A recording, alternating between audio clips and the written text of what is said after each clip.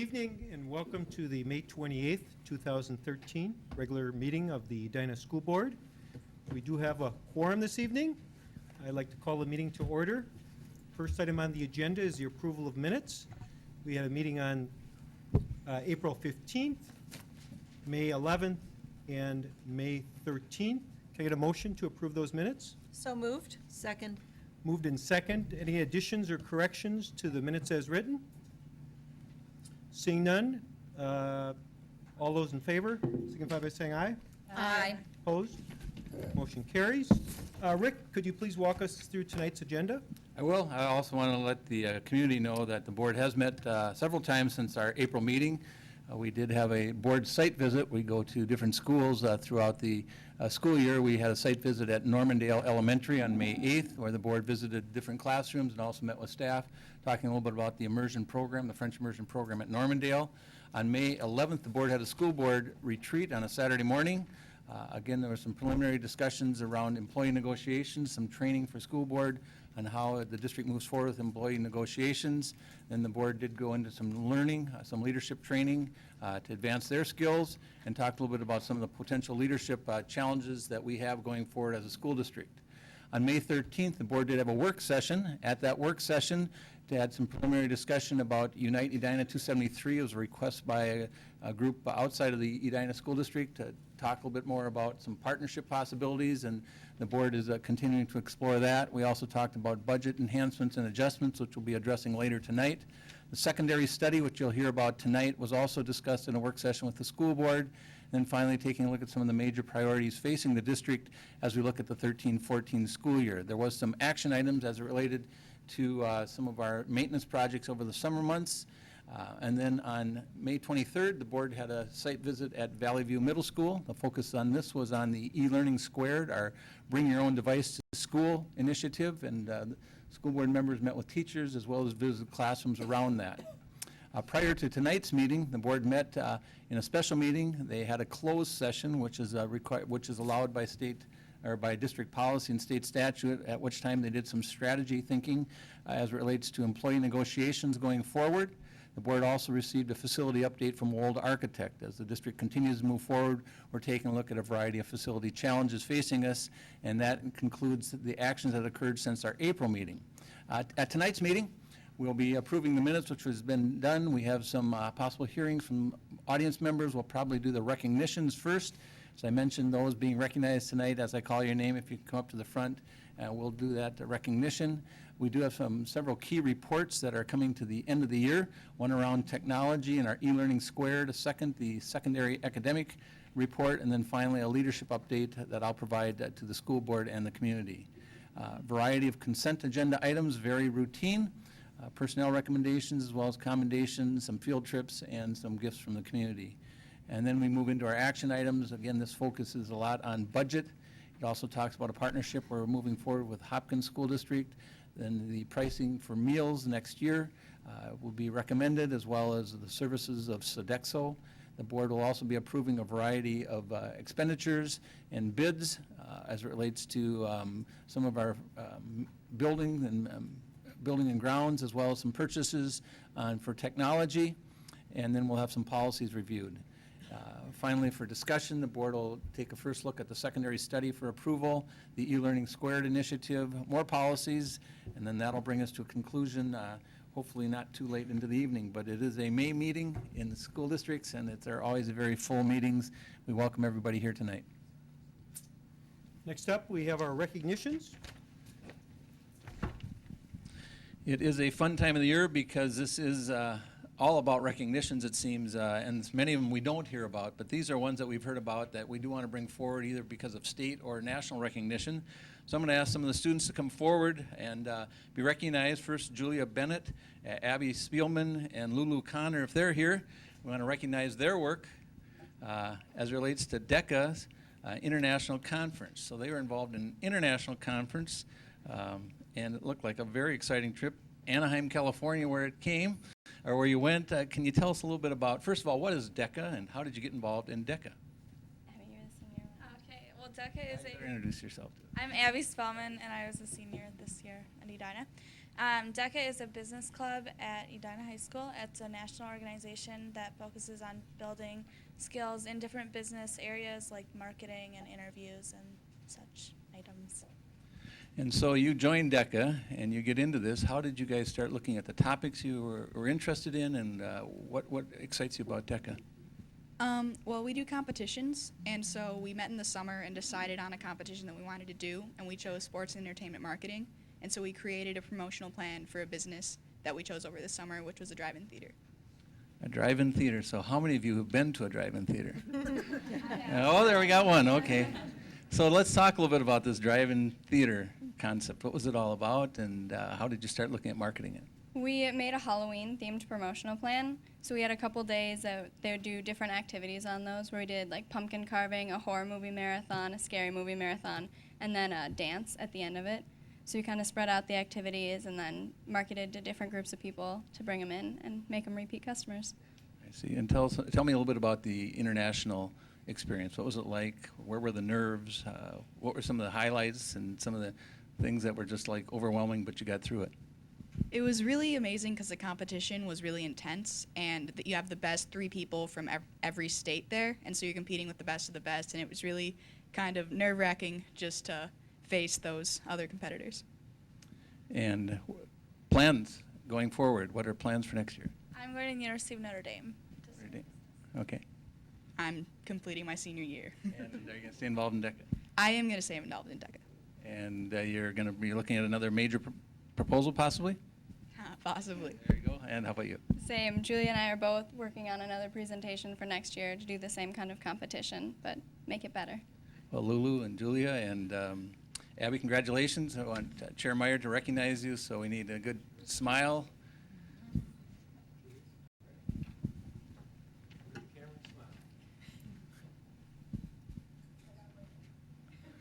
Congratulations to our DECA winners.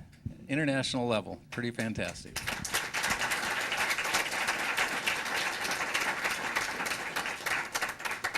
Alexander Conrad, is he here tonight? Here he comes.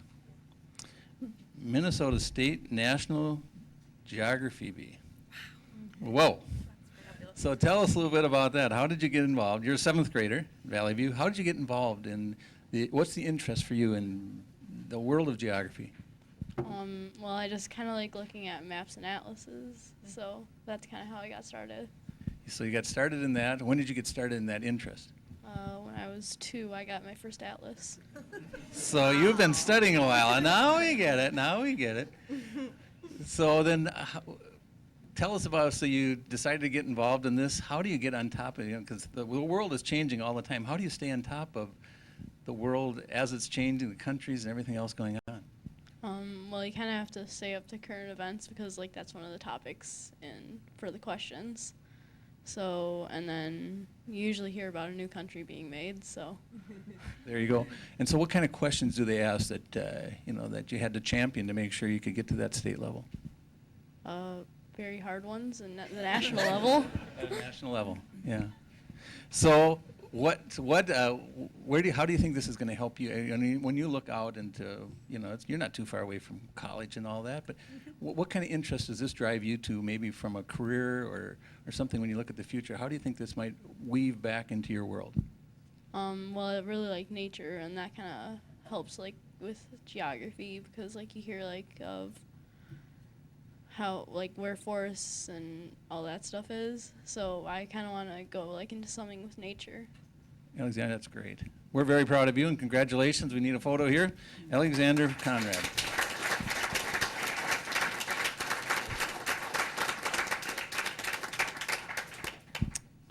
And now we have our Minnesota State champions in chess, Kevin and Ellen Liu, Kyle Tallgater, Amos Frank, and Roman Glusker. Are they here? They are.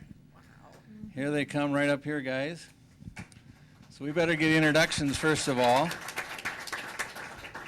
How about if we just go right down the line? I'm going to give you the microphone, and I'll end up on the other side. But if you give us your name and your grade, and then we'll start learning a little bit more about chess.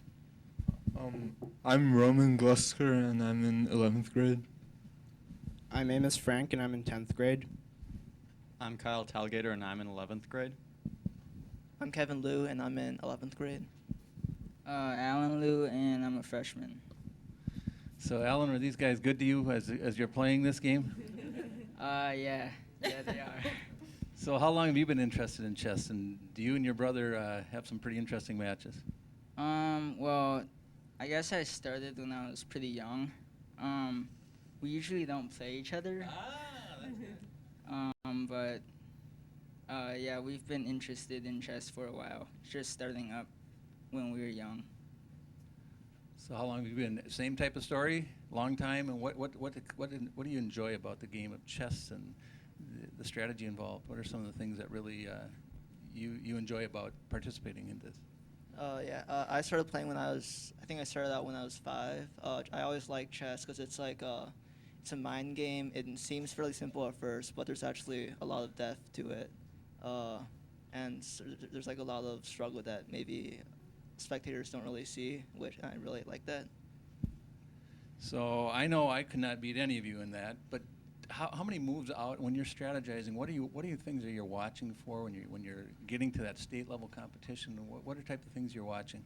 Well, you really need to watch your opponent and see kind of what they're thinking, because it's as Kevin said, it's really a mind game, and you kind of need to predict what your opponent's going to do and then plan your moves accordingly. So generally, you have to look pretty far ahead in order to compete at that level. And talk a little bit about the state competition. How big a group is it? When did it happen? How many matches are involved in this? This is every March or April, depending on exactly when they plan it. It's typically 6 rounds, with games going about an hour and a half a person at the longest. Planning-wise, I have no idea. I just play in it. Okay. So talk about, if you can tell a little bit about the best match you played and some of the, like when it was really an accomplishment you're really proud of. Well, just like when I'm in a tough position and after thinking for a while, if I can come up with some good combination, it's just really nice. This is just a great accomplishment, gentlemen. I want to congratulate you all on this great award, Minnesota State Chess Champions. Congratulations to these gentlemen.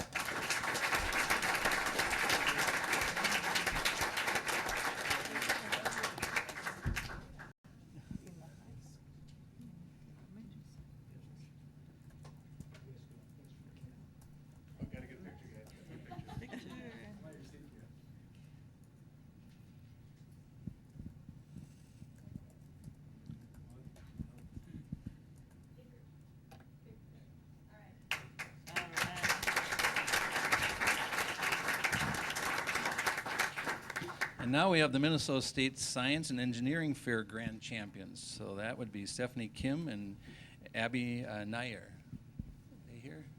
They are.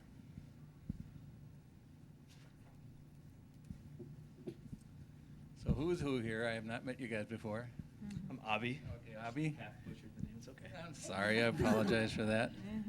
Stephen Kim. Stephen, okay. So let's, Abby, let's talk a little bit about what was involved in this, your interest in this. Let's talk a little bit about that. Well, it was like what we did was at least what we're talking about now is like the Minnesota State Science and Engineering Fair. What we did a project on basically trying to, with using socioeconomic factors, predict revolutions and when they'll occur and how much like social unrest is there in any country. And like with the project though, like from state, we actually got selected to go to the Intel International Science and Engineering Fair, which is pretty sick. So tell me about how do you break that down into so that you were actually breaking that down and doing some assessment work. What was the data you were using to collect that? Well, there was a lot of data we collected. The data collection itself took like 2 months. So we used sources like the CIA, the World Bank, stuff like all around the Transparency International, all agencies like that which collect data. But using that data, you actually you can come up with a pretty good idea of the amount of unrest just based on what the numbers are, like it's not 100% foolproof, but you can actually come up based on the factors or maybe the unemployment level or the GDP level, what the amount of unrest will be in a country. And now let's talk about that international experience. 70 countries were involved in this. Talk a little bit about your experience of going out, was it Phoenix? Yep, Phoenix. About going out there, what you were expecting to experience and what you really did experience at that international level. It was really great. There was like Nobel Prize judges over there, so it was pretty sick watching them. And there was lots of smart kids, so it was fun talking to each other and enjoying the experience. Well, gentlemen, this is an amazing accomplishment. Just to hear you talk about it, you just go, we're excited that you're thinking like that. What are plans for the future? How does this influence your plans for the future? Well, we did ours in it's like social science, and it's not like really a category either of us are really interested in. So we'll probably say we're done with this for now and move on to bigger and better things next year. Same? Yeah, same thing as Avi. Avi and Stephen, we want to thank you very much. Again, time for a photo, and congratulations.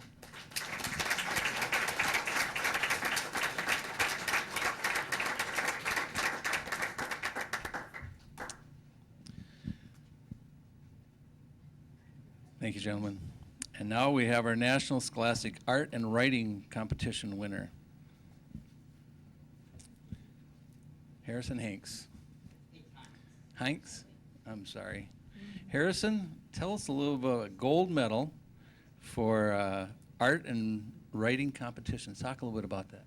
Well, only 230,000 people enter this competition and only 1% win.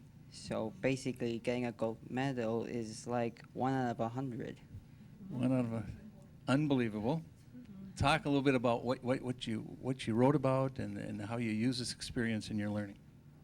You mean what did I do for the art? Yeah. Well, I made this art piece called The Homeless Shoes. And, well, the basic of his art is, well, sometimes things need a little attention sometimes, and the homeless shoes shows a good example of that. Harrison, we're very proud of that accomplishment. We're proud of how hard you worked at it, and we want to recognize you. So we're going to have you take a picture here.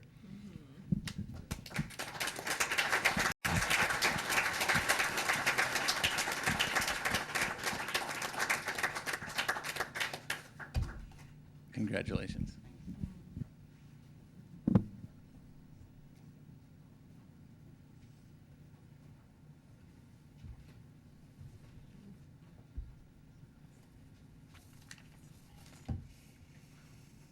We do have a couple requests tonight to speak to the board. Again, we remind folks you're limited to 3 minutes. We do welcome your feedback, and the board will have one of the staff members follow up with you. And first up, we have Jack Reddy. Jack?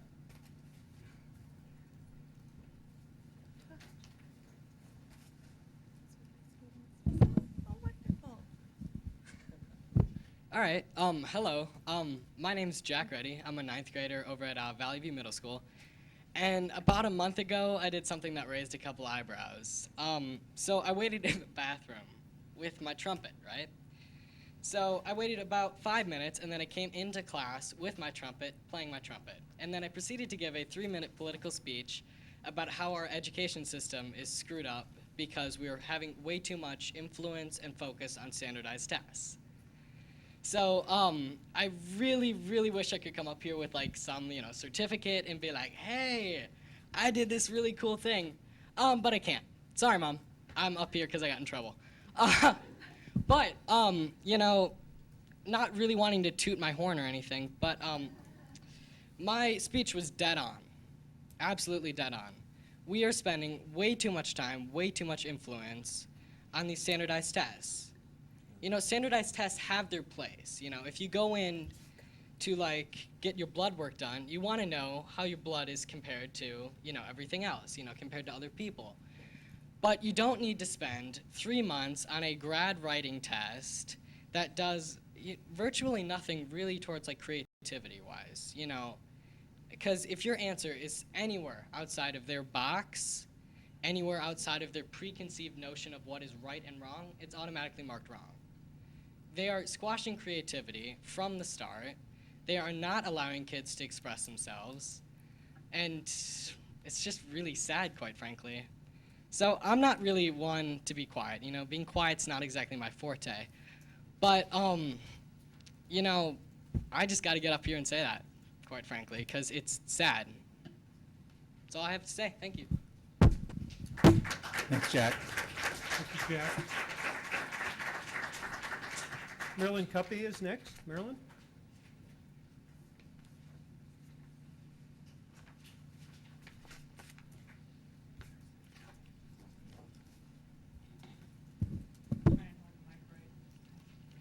You gotta hold the mic.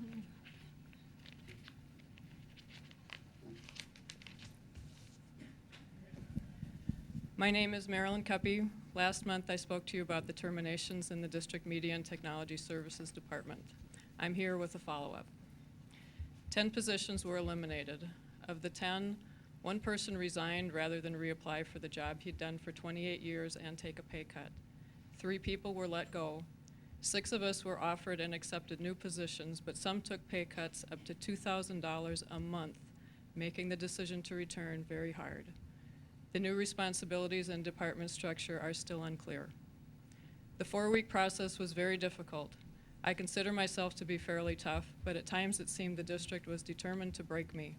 It was the words of support that I received from all corners of the district and community that helped me get through this. The realignment of DMTS has had a ripple effect across the district, spreading fear and mistrust and making many employees concerned about their own jobs. Confidence has been shaken, productivity has dropped, and many are questioning their loyalty to a district that treats its employees this way. Our department had an informal slogan that we joked about hanging on the wall. There has to be a better way. It drives a lot of what we do, and it seems to me that there has to be a better way to realign a department than what we just went through. On May 3rd, 71 years of experience was lost. On May 6th, we started the process of rebuilding DMTS. It will take a while. It will take much, much longer to rebuild the trust that was lost. Part of my job is to manage the district website. At the top of every page, it says, "Defining Excellence." We are frequently reminded to be remarkable, effective, and efficient, and we are trying. Every day, staff members all across the district work hard to provide an environment where students can succeed. That is, after all, why we are here. I am asking the administration to do the same for staff. Respect and support us, acknowledge, appreciate, and encourage our efforts. Provide us with an environment where we can succeed. Thank you. Thank you, Marilyn. Thank you. Next up, we're on to our reports this evening. First up is Tech Planning and E-Learning Squared. Steve?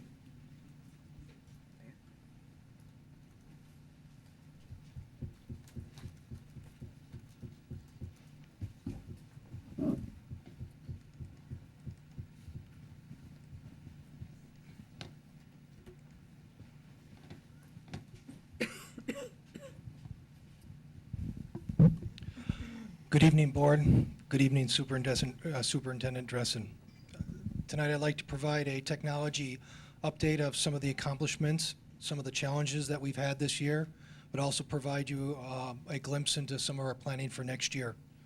Remind you that all the decisions that we make are closely aligned to our technology plan that have the 4 basic components of demonstrating excellence in service, engaging our families in a partnership for learning, empowering and enhancing our teachers, and unleashing a passion for learning in our kids.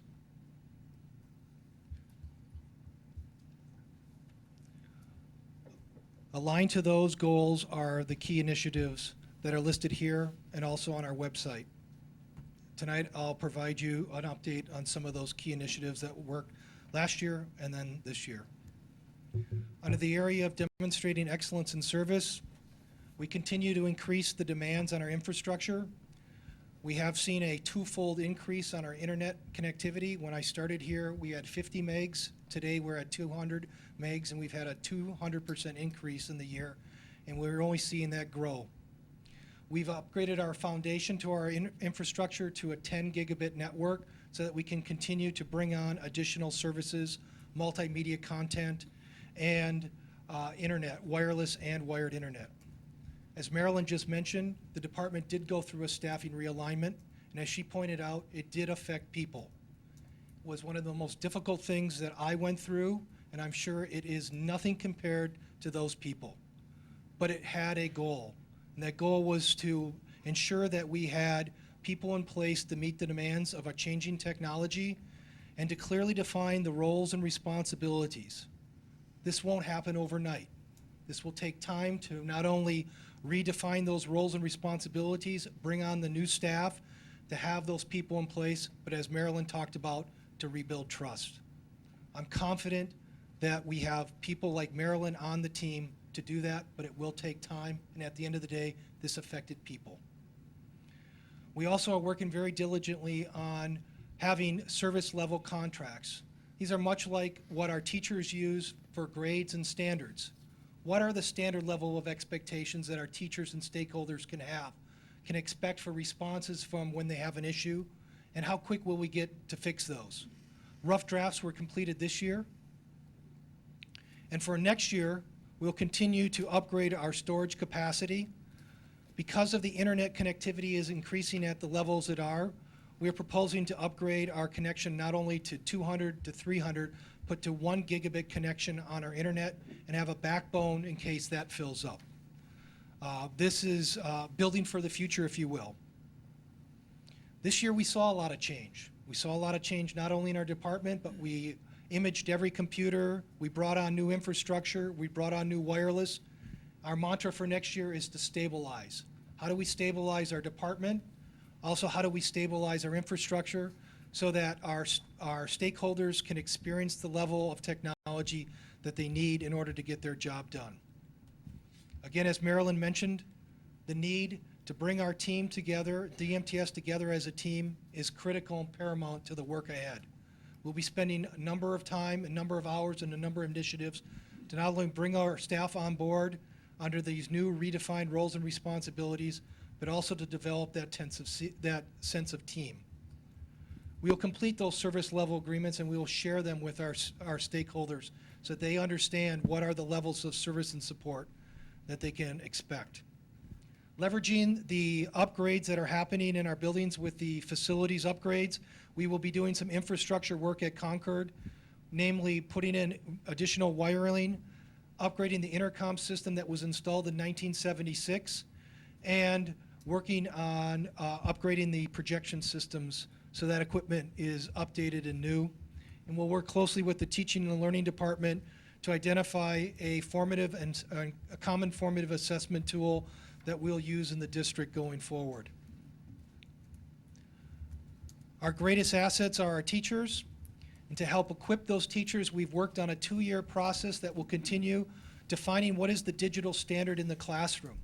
This isn't something that DMTS defines, but instead works closely with the buildings to define what are those digital tools that are needed in the classroom and putting together a comprehensive plan on how to address those. We also understand that technology in the hands of innovative teachers are powerful. So how do we create a process, what we're calling I-squared, to put technology in the hands of those teachers? This year we had a number of teachers work in the I-squared grant, and I'd like to quickly share with you a quote from one of those teachers. "Thanks, Steve. I wouldn't have near the success this year without the great work teaching and supporting and encouraging me along the way. I hope that Edina and Google can continue to grow their partnership. It has truly changed everything about my teaching, my life as a professional, and a lifelong learner." The upcoming year will continue to build to that digital standard in the classrooms. And indeed, this evening in the action items, we will be asking to provide the action items to purchase refreshed technology. One of the innovative ways that we're doing refresh of this technology is instead of going computer by computer, we're providing options for our buildings to decide what is the technology that they need. Used to be a traditional computer, then it was a laptop. Last year we looked at all-in-one computers, and in the Ed Fund we had a number of Chromebook grants. This year we've worked with our classrooms and our teachers and our buildings to allow them the flexibility of defining what are those tools that they need in their classroom, and that is why you see such a large number of Chromebooks. We'll be taking that I-squared grant that we used last year and refining it. We understood that last year we needed to learn from some of the mistakes we made with the I-squared, primarily making our teachers apply for that grant, and instead we're looking at block grants to the buildings. In the elementary, it's student focus. That will mean choice in the building of either a cart of Chromebook computers or a cart of 15 iPads that they can use. Each elementary is allowed to pick 2 of those options and put those in place. We feel that if works as successful, after 3 years, every classroom will either have had every grade level would either have had a classroom set of Chromebooks or a half a classroom set of iPads. That will significantly increase the amount of digital devices in our elementary schools. In our secondary schools, we understand power in our teachers, and we'll be providing our teachers with options. So that's a teacher-focused. Every middle school had up to 20 allocations, and at the high school, there are 30 allocations. We continue to work with those grade levels and those teachers to figure out what works best for them. We understand technology by itself isn't as strong as technology with professional development, so we will continue to provide professional development. Summer online courses that show anytime, anywhere learning. Cohorts throughout the year that compensate our teachers on the products that they make. Small steps make big changes. How does the e-learning squared and how do we help our teachers address the challenges of professional development and technology and digital learning in their classroom, meet them where they are, and bring them forward in a very low or no cost to those teachers. And finally, we found as teachers went to conferences around the Twin Cities and the country, they would report back that some of their best presentations were from Edina teachers.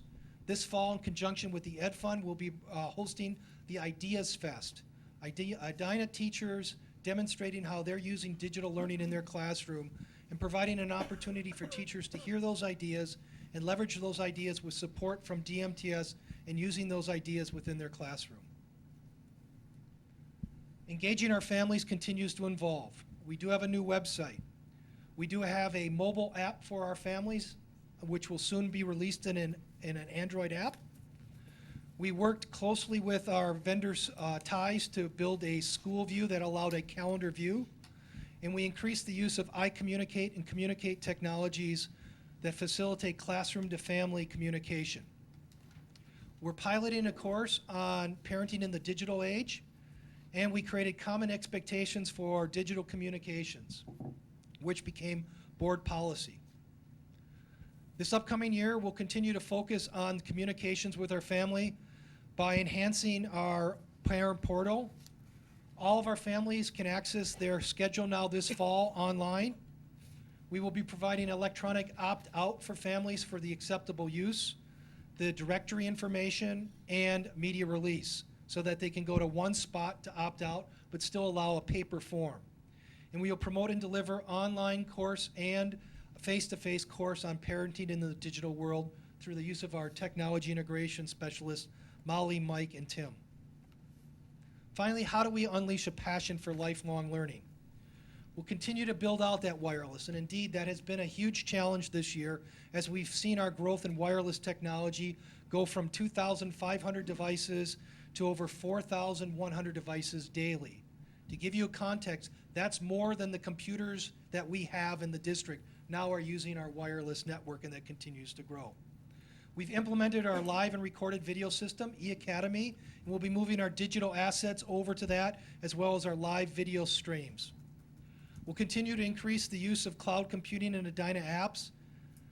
Here are some astounding statistics around that. I still use paper. In our Google Apps for Education, we now have over 250,000 documents stored. Use of Edina apps to log on is on average 22,300 access a day, 7 days a week. That includes Saturdays and Sundays. So that means, granted that we have every student logging on, but in multiple cases we have students logging on multiple times. And we'll promote, this year we promoted the ability of our students to leverage their own device in an e-learning squared pilot we'll talk about a little bit more. Next year we'll continue to build out our wireless capacity, where in every secondary class school we'll have an access point in every other classroom. We will also increase wireless capacity in our elementary schools. We'll maintain and increase our computer to student ratio through the refresh and the I-squared grants, and so that we'll be able to meet and exceed our level of computers to student ratio. We'll be upgrading our Moodle to add additional mobile features, and we'll continue to promote the ability of our students and computer community to bring on their own devices, and we have a potential of continuing or expanding e-learning squared. So what does this cost? This next year, our budget for our technology levy budget is a little over $4.6 million. That's broken down into a number of different areas, the largest being staffing and devices. Our next is non-instructional software, but that includes everything from our student information, our HR, our finance system, our software licensing, and others. The next one is our infrastructure, and so we continue to monitor that. We've developed a 5-year plan for implementing that and continuing to monitor that. With that, I'll take any questions while Tim, if you want to come up, Tim, and start bringing up the e-learning squared presentation. Lonnie? That's a lot of stuff going on, Steve, number one, and that's cool.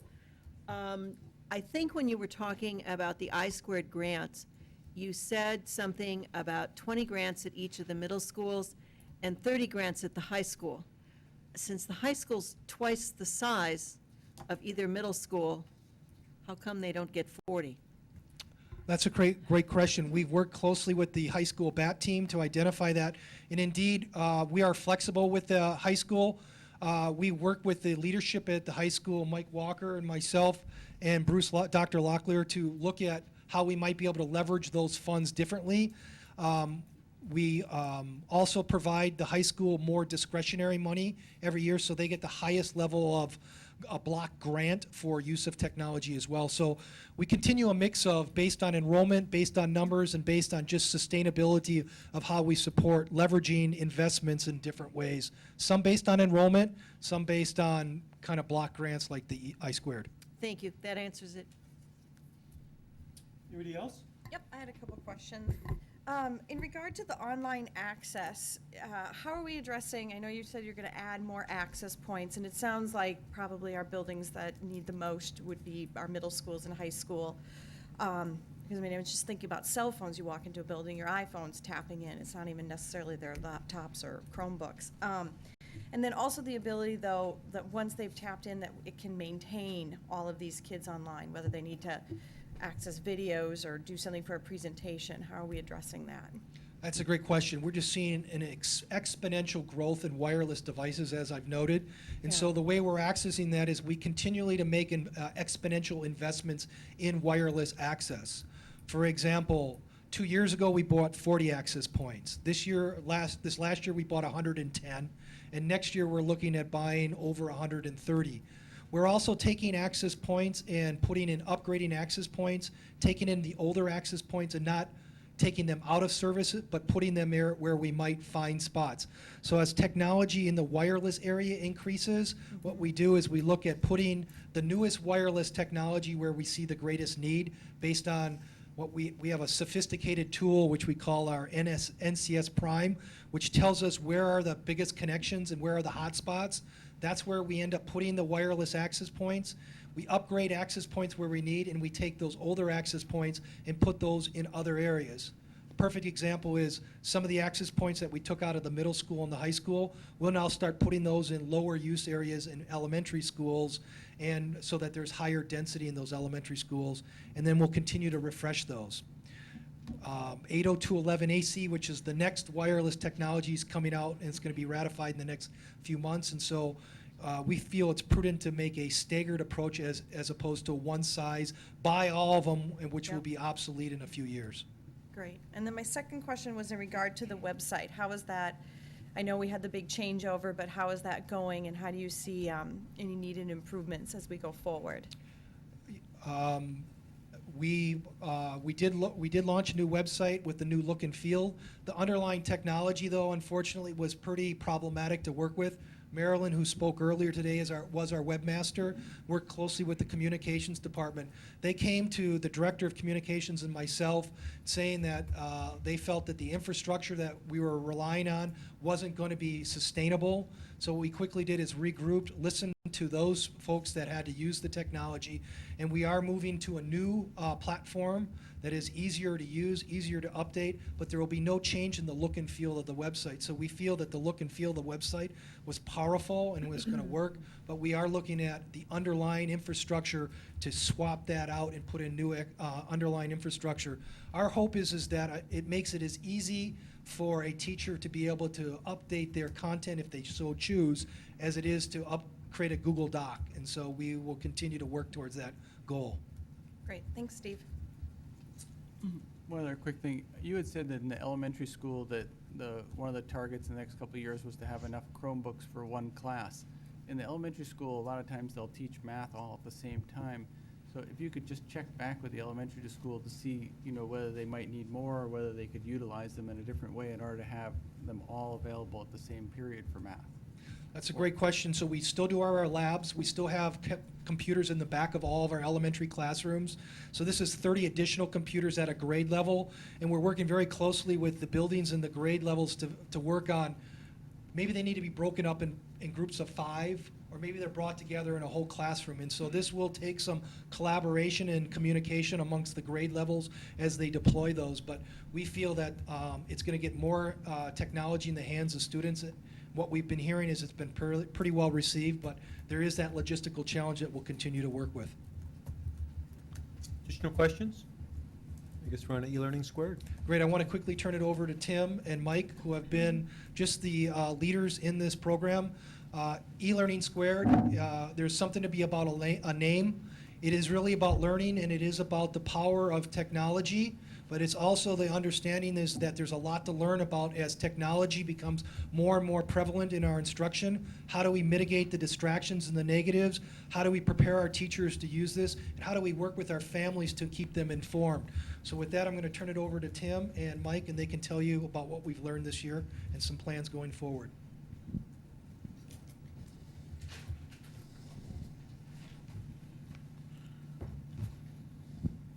Good evening, Superintendent Dressen, Chairman Meyer, and rest of the board members. Thank you for having us this evening. As Steve just said, the goals of e-learning squared are really about learning, that our teachers are our greatest asset, and trying to enhance the abilities that they have with this initiative. Increasing student engagement. We know that from our surveys, both students and teachers have reported increased engagement in the classroom with devices. Teachers reported a 70% positively that engagement is happening. Customizing learning. We know that students are learning with different modalities. Some work really well with a tablet and taking their notes still in a notebook, but we also know reports of students who, when they are taking notes on the computer, they can actually read them. So that's been a positive. Instant access to information. We heard stories of teachers being able to organically pull things up and access information in the classroom, with students having access to the devices as opposed to having to run to the computer lab. And then mastery of digital literacy and skills, helping students become ethical and responsible users of the technology, learning the different skills, communicating and collaborating with one another. As we have been through the survey, and we will continue to help facilitate partnerships with families, students, and teachers. We've been meeting with our teaching staff regularly throughout the process. We've had meetings in March with our parents of current 9th graders, as well as incoming 8th and 5th graders, to get input from them. We've surveyed our staff, students, and families in addition to that. The content and access to the information continues to evolve. We're working with our curriculum department to make sure that the resources, digital resources, are available, but we know that that's a transitional type time that we're working through and trying to work on that. We had some professional development opportunities for our staff, but we found that they were a little reluctant to leave the classroom for that professional development. So as Steve mentioned in his presentation, we've identified several different ways for teachers to step up with growth for e-learning squared for the next year, both online courses, time outside of the class where if they create a product, they can get a stipend for doing that. And we also know that we need to prepare students for appropriate use. We had some meetings with all of our students prior to the launch of the program, included our police liaison officer with that, but we know that we need to continue to promote positive usage of devices and have our staff involved in that process as well. And then we know that providing the choice in devices has been positive, but we also know that some people have had buyer's remorse with the tablet, wishing they had a keyboard and other things like that, so we're working with our vendor to work on that aspect of it. So as we continue forward, we're continuing to have conversations with all of our administrators, our teachers, students, and families. We've gathered that input from the surveys and improved our resources available. We've expanded PD opportunities, and as Steve mentioned, the network infrastructure improvements to try and make sure that everybody has a positive experience when they come and try to use their device. So as we move forward, we're looking at kind of a growth model for our professional development as we move forward for next year. And so we've identified different ways for teachers to take that step of growth. Some of them are very informal, some may be more formal with some training cohorts.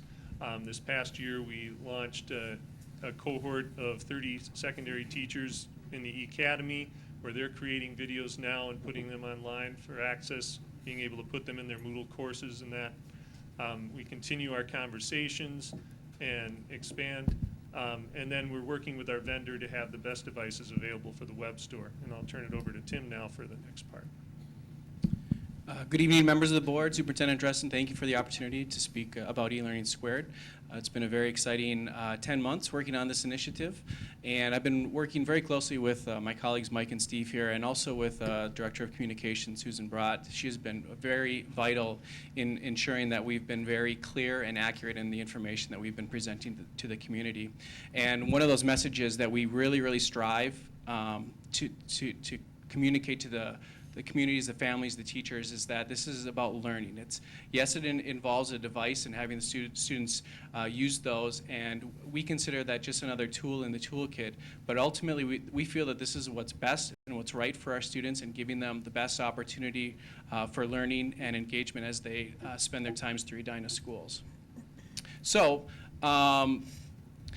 like Mike had mentioned, throughout this entire process, we have learned a tremendous amount of information by expanding the partnerships with our families, with the students, with the teachers, with administration, and just listening, gathering feedback, being very diligent in all of the notes, or the meetings we've been taking notes, and very clear communications. I've received many voicemails, emails, and just casual conversations, gathering information on personal experiences in addition to the surveys. And this is just, this has helped us to refine this initiative to make it much better as we proceed into the future.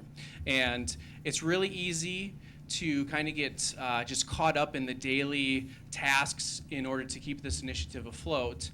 But every once in a while, I have to step back and just think of how lucky we are and how innovative this initiative is with our corporate partner, in the fact that on a daily basis, it's not uncommon to hear from districts from across Minnesota and across the United States.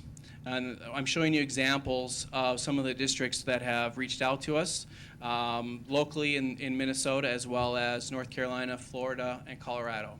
So we have been working very hard to make sure that we are going about everything in the correct process and making sure that we're doing things the right way. And other districts have been noticing, and we welcome those conversations to share and to kind of promote what this initiative is for the district. Which brings us to our next slide, which is our partner with Best Buy.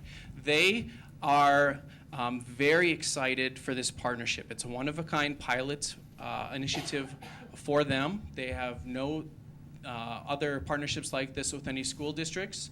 And At this point, they have chosen to be a silent partner, and that's not a bad thing. They would prefer to, to have their enthusiasm behind the scenes, and that's fine.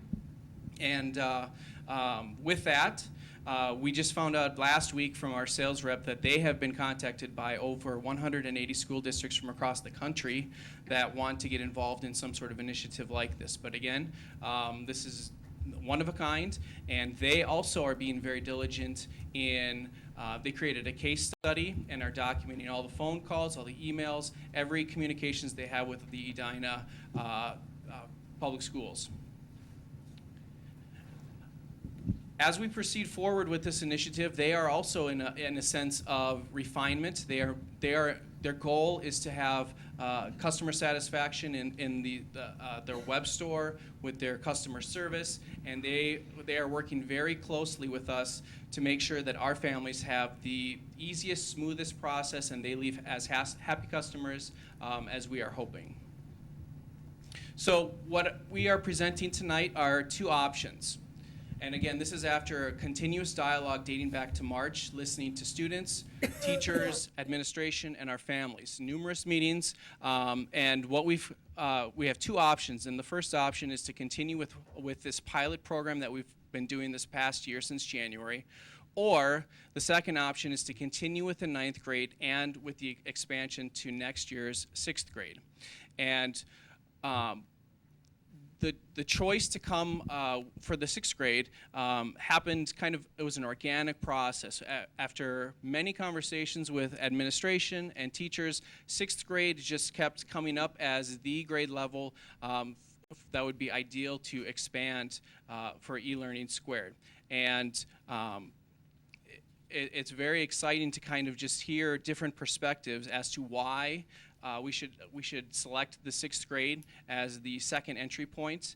And it comes down to looking at the trend of participation in our wireless training. Traditionally, the 6th grade participation rates have been extremely high in the middle school levels. And then with the new social studies digital curriculum that will be phased in this next year, we feel that that's an excellent opportunity to incorporate these devices as well. So tentatively speaking, here's our proposed timeline. You can see on the left we have the two family meetings that we recently had, and we're at the school board tonight. But what we're thinking is that we would be very clear in communicating with our families the exact step-by-step process, what it involves for them, and we would communicate to them in early July, and then making the Best Buy web store available to those grade levels if they're selected around the second week of July, and that web store would remain open through the entire school year. And this entire process, we will accommodate the free and reduced lunch students. We will communicate with them and work with those other families who may not qualify as free and reduced lunch, but if they have special circumstances, we will be glad to work with them to make sure that they are not left out. And that's all that I have. Thank you very much. Questions, comments? Go ahead, Kathy. No, are we going to get an action item or a recommendation to go asking us to go ahead with the 6th grade pilot, or how is that coming? So we've got a board discussion item tonight. For the budget to just. No. There's an item for discussion around 6th and 9th grade. And then we'll take action at the June meeting. Okay. Wow, if we don't take action until the June meeting, these folks to get done and running on July 1, I think might be problematic. That wasn't my question, that becomes a comment. If we go ahead with 6th grade, are we looking at that being implemented this fall? And if yes, where does 6th grade teacher training come in? How are we going to, I know that you met with the 9th grade teachers several times. They had a chance to, get their heads around how they might want to change things. How is that going to work with 6th grade? So we had meetings with both sets of 6th grade teachers talking about the possibility. and we talked about whether or not we would hold off and wait until right after MEA break maybe for students to start bringing their devices, maybe do some initial training for both students and staff. And they were kind of feeling like, no, we feel like we'd like to get started right away with the devices and set the ground rules and different things like that. Right now, we have about 52% of our students at Valley View and 46% of our 6th grade students at Southview have been through the virtual training and are bringing a device for their learning. And so because of that high percentage, the staff felt that, and because they have been working with devices partly through the I² grants, they felt that they would be ready to get started with that. Okay, thank you. Additional questions, Lenny? The students who are in 9th grade who have devices, of course, they're going to take them with them to 10th grade. What do you have planned in terms of implementation in 10th grade? We have been working with the high school BAT committee in coming up with a strategy of We should rolling probably out. define what BAT stands for. Sorry, is it building? I just area- had it. Area. Regina just looked it up for me. Building area technology team. Thank you. I got it. So with those, and that committee is involved with teachers Building from all the districts, departments in the high school, and we've been working, we've attended the monthly meetings and just kind of giving them background information for how things are going at the 9th grade. And again, they have the opportunities for professional development and little things like last Friday we had a technology petting zoo. Which is a kind of a funny name, but we in the media center we had the devices of e-learning squared of what the students will be bringing in next year, so they could come in and kind of get acquainted. So that was kind of just an entry point to kind of give them an opportunity to see what the kids will be bringing. And then again, we will be working with those high school staff members. We will give them the customized and personalized professional development however they need it throughout the summer and during the school year. I know that a couple of teachers have raised the concern that maybe there are too many different devices. I mean, has that issue been addressed in terms of whether the teachers know enough about these, let's say there's 10 devices in a classroom and they're trying to go through a project? Yeah, it's an interesting kind of mind shift for the teachers to overcome, and the traditional sense is to just have all of the students use one program to accomplish the assignments, where we are working with the teachers to kind of allow for choice in how the students do the project completion by using a variety of different programs. Mike and myself have created a resource page that has a list for presentations, a list for word processing, and we have resources available, and we will be glad to help with students or teachers on just kind of it's a shift in thinking and just giving up a little bit of freedom in how the students complete their assignments. I just have a comment and a question. Thank you for all of the work that's gone into this. I've been to some of the informational meetings, the tech fairs, and it is just so exciting what's happening. And I also appreciate the journey that there's still a lot to learn every time we take such a big step forward. I wanted to just comment briefly on managing positive usage of devices. I know this has come up a few times, and the board does have a policy that addresses the broader picture and cyberbullying, which the district takes seriously. The board continues to review policy 634, and I also appreciate the fact that there's discussion at each site level regarding appropriate use that could be just staying on task, that kind of a focus issue. So I recognize that we have a lot of different levels involved there. I have a question regarding continued family education for families who weren't able to attend the dialogues. If they have questions as this moves forward, what's the best resource for families?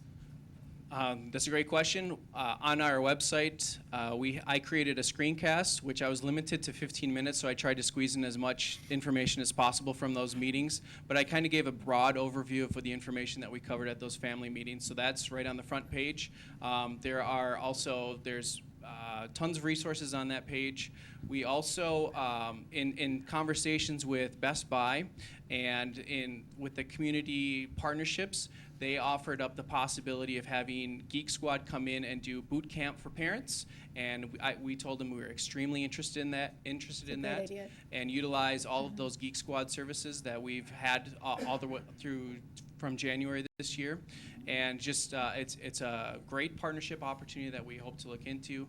And we take a lot of pride in the work that we put into that resource pages that on our website that continues to grow as we just there's constantly new information being developed, and we are glad to share that with everybody. Thank you. I want to commend Steve and the team, because this fall we didn't even know if this thing can even happen. It was a difficult process, and kudos for Steve for coming up with it and kind of plowing this through. And I don't think we give enough credit to how much, relative to other districts who've been buying all of the ninth grade students iPads or other devices. We have our expense in this is way less. And it's a lot more forward thinking, because any device we would have bought our students this fall would have been a device that is no longer the hot device coming up. So this was a great solution, and I really want to commend you. Yeah. I just had a question in regards to the sixth grade being a possible addition to this. I also attended the parent meetings. What was the key feedback that you got, pro and con, from parents? And then on the con side, if we did go ahead with this, how can we address some of those concerns? Thank you. Some of the, so again, I think what it is technology has a great power, and it also has a great potential for distraction. So what we hear is excessive screen time. We hear distraction in the class, and we heard from a number of the sixth grade teachers at Southview, I think that you were attending, they talked about how their strategies are for mitigating that right now. They also talked a little bit about how technology is the note passing of the 22nd century, Yes. and that we see these habits. But we don't want, that doesn't mean that we don't need to mitigate those. What it does look at is we need to identify those and work with the professional development Tim and Mike put together to help those teachers with the strategies, sharing some of those successful amongst the team. What are they doing? Like computer lids down at 45 degrees, computer devices upside down, eyes up here.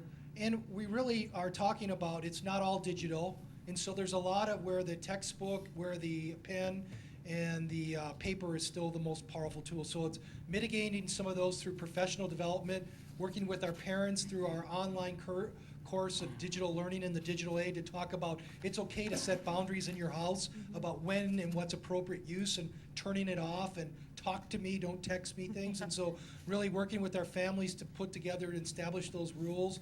And then working with our students through our police liaison officers every year to really do a boot camp for acceptable use of technology. And so a lot of professional development, a lot of best practices, a lot of infrastructure work to ensure that we have the infrastructure in place to kind of mitigate those, and then share the positive aspects of it as well. Where's the transformation happening? How can we replicate that transformation in other classrooms? Great, thank you. Thank you all. Well done. Thank you. Secondary report, Randy? And support team? We're patiently sitting on the sidelines here.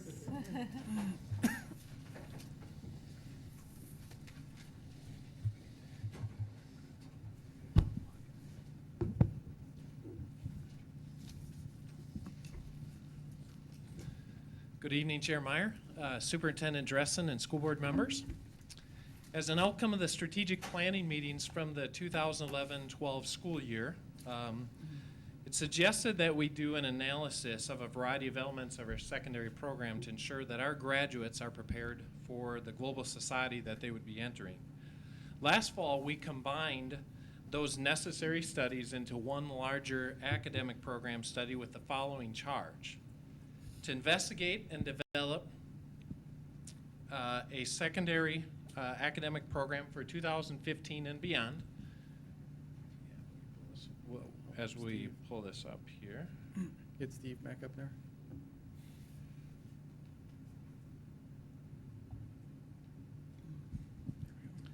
To also advance learning, maintain a focus on personalized learning, coherence, and partnerships, three big elements in our strategic plan. To enhance achievement and opportunity for students while maximizing resources and unlocking existing limits of learning. Tonight with Dr. Locklear from the high school, Mrs. Sean Dudley from Valley View Middle School, and Dr. Beth Russell from Southview Middle School, we are sharing the process that our design team used to carry out that charge. The intended purpose of tonight's presentation is to continue our discussion with the school board of the vision and next steps of this secondary study. And at a later date, we will seek direction from our board regarding acceptance of the vision and framework. And to dig a little bit deeper into the why behind the study, I will turn it over to our high school principal, Dr. Locklear. Thank you. Obviously, with the Edina Public Schools, our brand is excellence, both defining excellence as well as advancing excellence. So when you take on a study of this magnitude, the first question becomes why? We must answer that question very thoroughly and effectively as we move ahead. Also, as we began to examine this question, the definition of academic excellence, I believe, to be evolving. Next slide.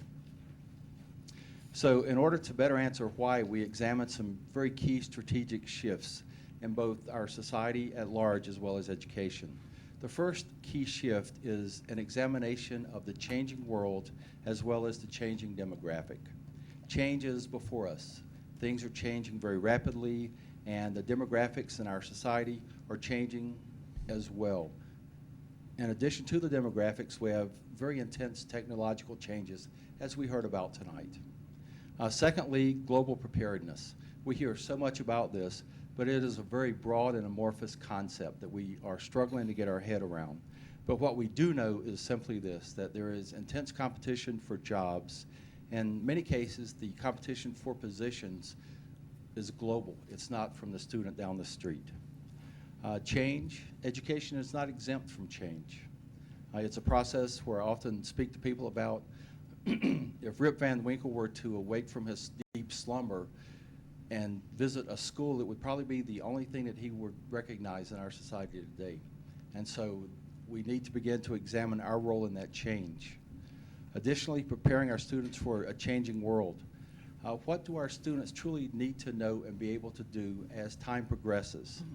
And they're competing for jobs that are yet to exist. We're truly preparing students for jobs that don't exist yet. And that is a challenge. And obviously, we heard our presentation earlier tonight around standardized testing. We are one of the best school districts in the nation. We have been recognized time and time and time again. And we're recognized for our ability to take tests. But we want our students to be able to do much more than that. Our teaching staff is phenomenal, and they ready our students in every domain. So we need to begin truly to shift that focus from where we are to where we can be.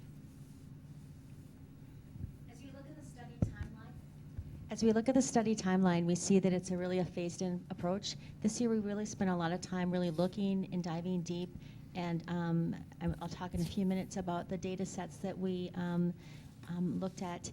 But as we move forward into next year, we will actually have an implementation team, which will be the heart and soul of really what this study is about. It's really about putting meat in the bones of the framework that we've developed. And that will involve a lot of staff participation, and we are excited about that. Because we're very good at looking at the data and analyzing it and bringing it forward. But we really need teacher voices to really understand what's going to look like in the classroom, and so we're very excited about that process. We will also begin some pilot projects, and as we move forward into 14-15, we will begin implementing some of the action recommendations, and then by 15-16, we'll be fully implemented. My favorite slide is this one. It is the wheel of input, or the wheel of fortune is what I've become accustomed to calling it. And it's really about taking a look at all the different inputs that we've had in developing this process. 30,000 pieces of data, and as we move around the circle and highlighting those different pieces of data, I'm hoping that there's bright colors that are associated with them. And I'm looking and I'm not seeing my bright colors. Yes, I'm seeing my bright colors. Excellent. Well, those are lots of different pieces of data that we've looked at, and it's been a task that's been both fruitful, but it's been frustrating at times to get so much data and really synthesize it and funnel it into some actionable pieces of the framework. And so as we move through, you can see that we've just done a lot. And as those data pieces are synthesized and collated, so to speak, we've come up with some action recommendations that Dr. Russell will talk about at this time. So one of the things we did was identify the vision outcomes. So what do we want to do with this study? And we identified these 5 areas. As you can read, the global preparedness and competence, personal development and independent life skills, personalized learning and advising, appropriate and flexible time and space, and focused student and staff collaboration. And when we identified those, then we want to do the next? We looked at, okay, if on the left side, if we have a core strategy, then what's the key strategic shift that we need to make in order to have that realized? And the vision outcome is on the right side. So we really did what we asked teachers to do, is we backwards planned, which is really exciting because we started the secondary study, and next year they start the elementary study. So we're saying this is the outcome we want our seniors to have, and now we're backwards planning to the, to the kindergarten or pre-K. And so one of the things for each vision outcome, we said, in core strategy, we said, what is the key strategic shift that needs to happen? And as you heard tonight, there were kids already involved in international work and thinking. So this key strategic shift is expand the development of global skills and competencies. It's not a huge shift, it's expansion and deepening the work. In the personal development and independent life skills, the strategic shift is redefine the role of student, teacher, administrator, and others supports as to facilitate ownership of learning. What does it look like for us? Our work is changing, just as Bruce mentioned. In the next core strategy in personalized learning and advising, the key strategic shift is emphasizing learning over teaching so that competency-based pathways are defined, measured, and assured with expectations of both excellence and equity. This is going back to what we heard earlier with eLearning Squared, is about choice and different ways of honoring learning styles as well for students. And then appropriate flexible time and space. The key strategic shift is emphasize learning as the constant with time, schedule, and space as the variables. Right now we're stuck in very rigid schedules, and this really says time is the variable. And focused student and staff collaboration is emphasizing collaboration over isolation, that we know that we're stronger when we work interdependently and collaborate together. So that is so that was deciding the key strategic shifts. Then also this framework that the implementation team will do, as they work through these core strategies, some issues will come up. Well, if we have an idea about how we're going to make this work, well, what are some of the governance issues? Or are there contract negotiation issues? Are there other considerations in management or governance that we need to consider? And so that is the next level of the work that our team is going to be doing. And so as Bruce explained the why, we've kind of set that up. Our team this year has spent a lot of time really establishing why we need to do this work.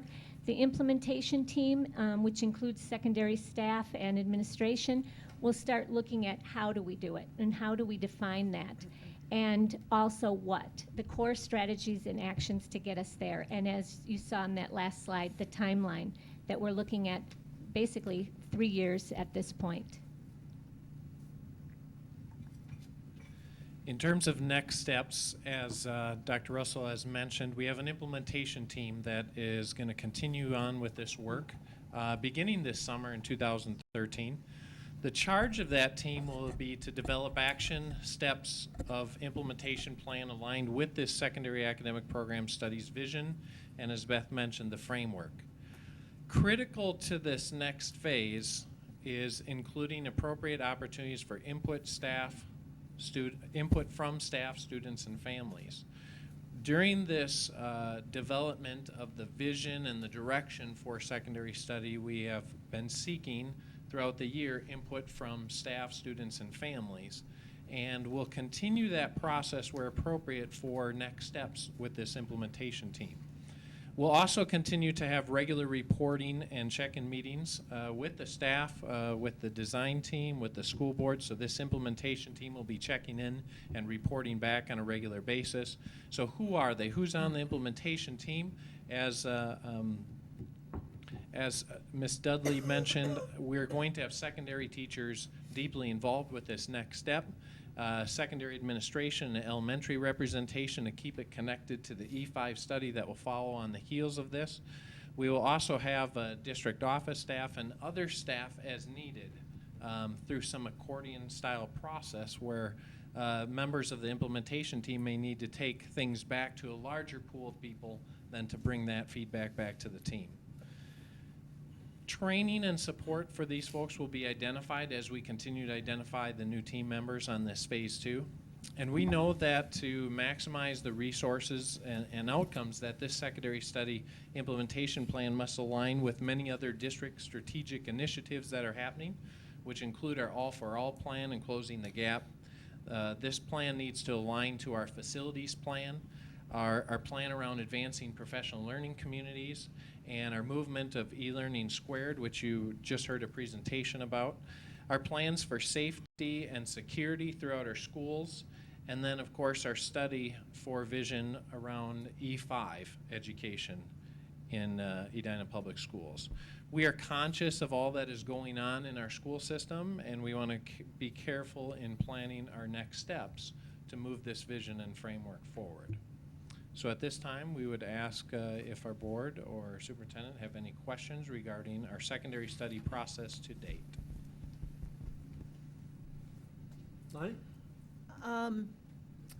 It's wonderful to sense your excitement, and as you have reported back to us each time.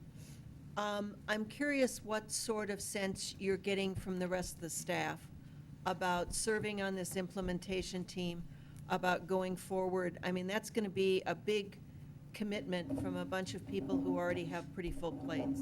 So I'm curious whether you've already done some outreach in that area and what sort of reaction you're getting.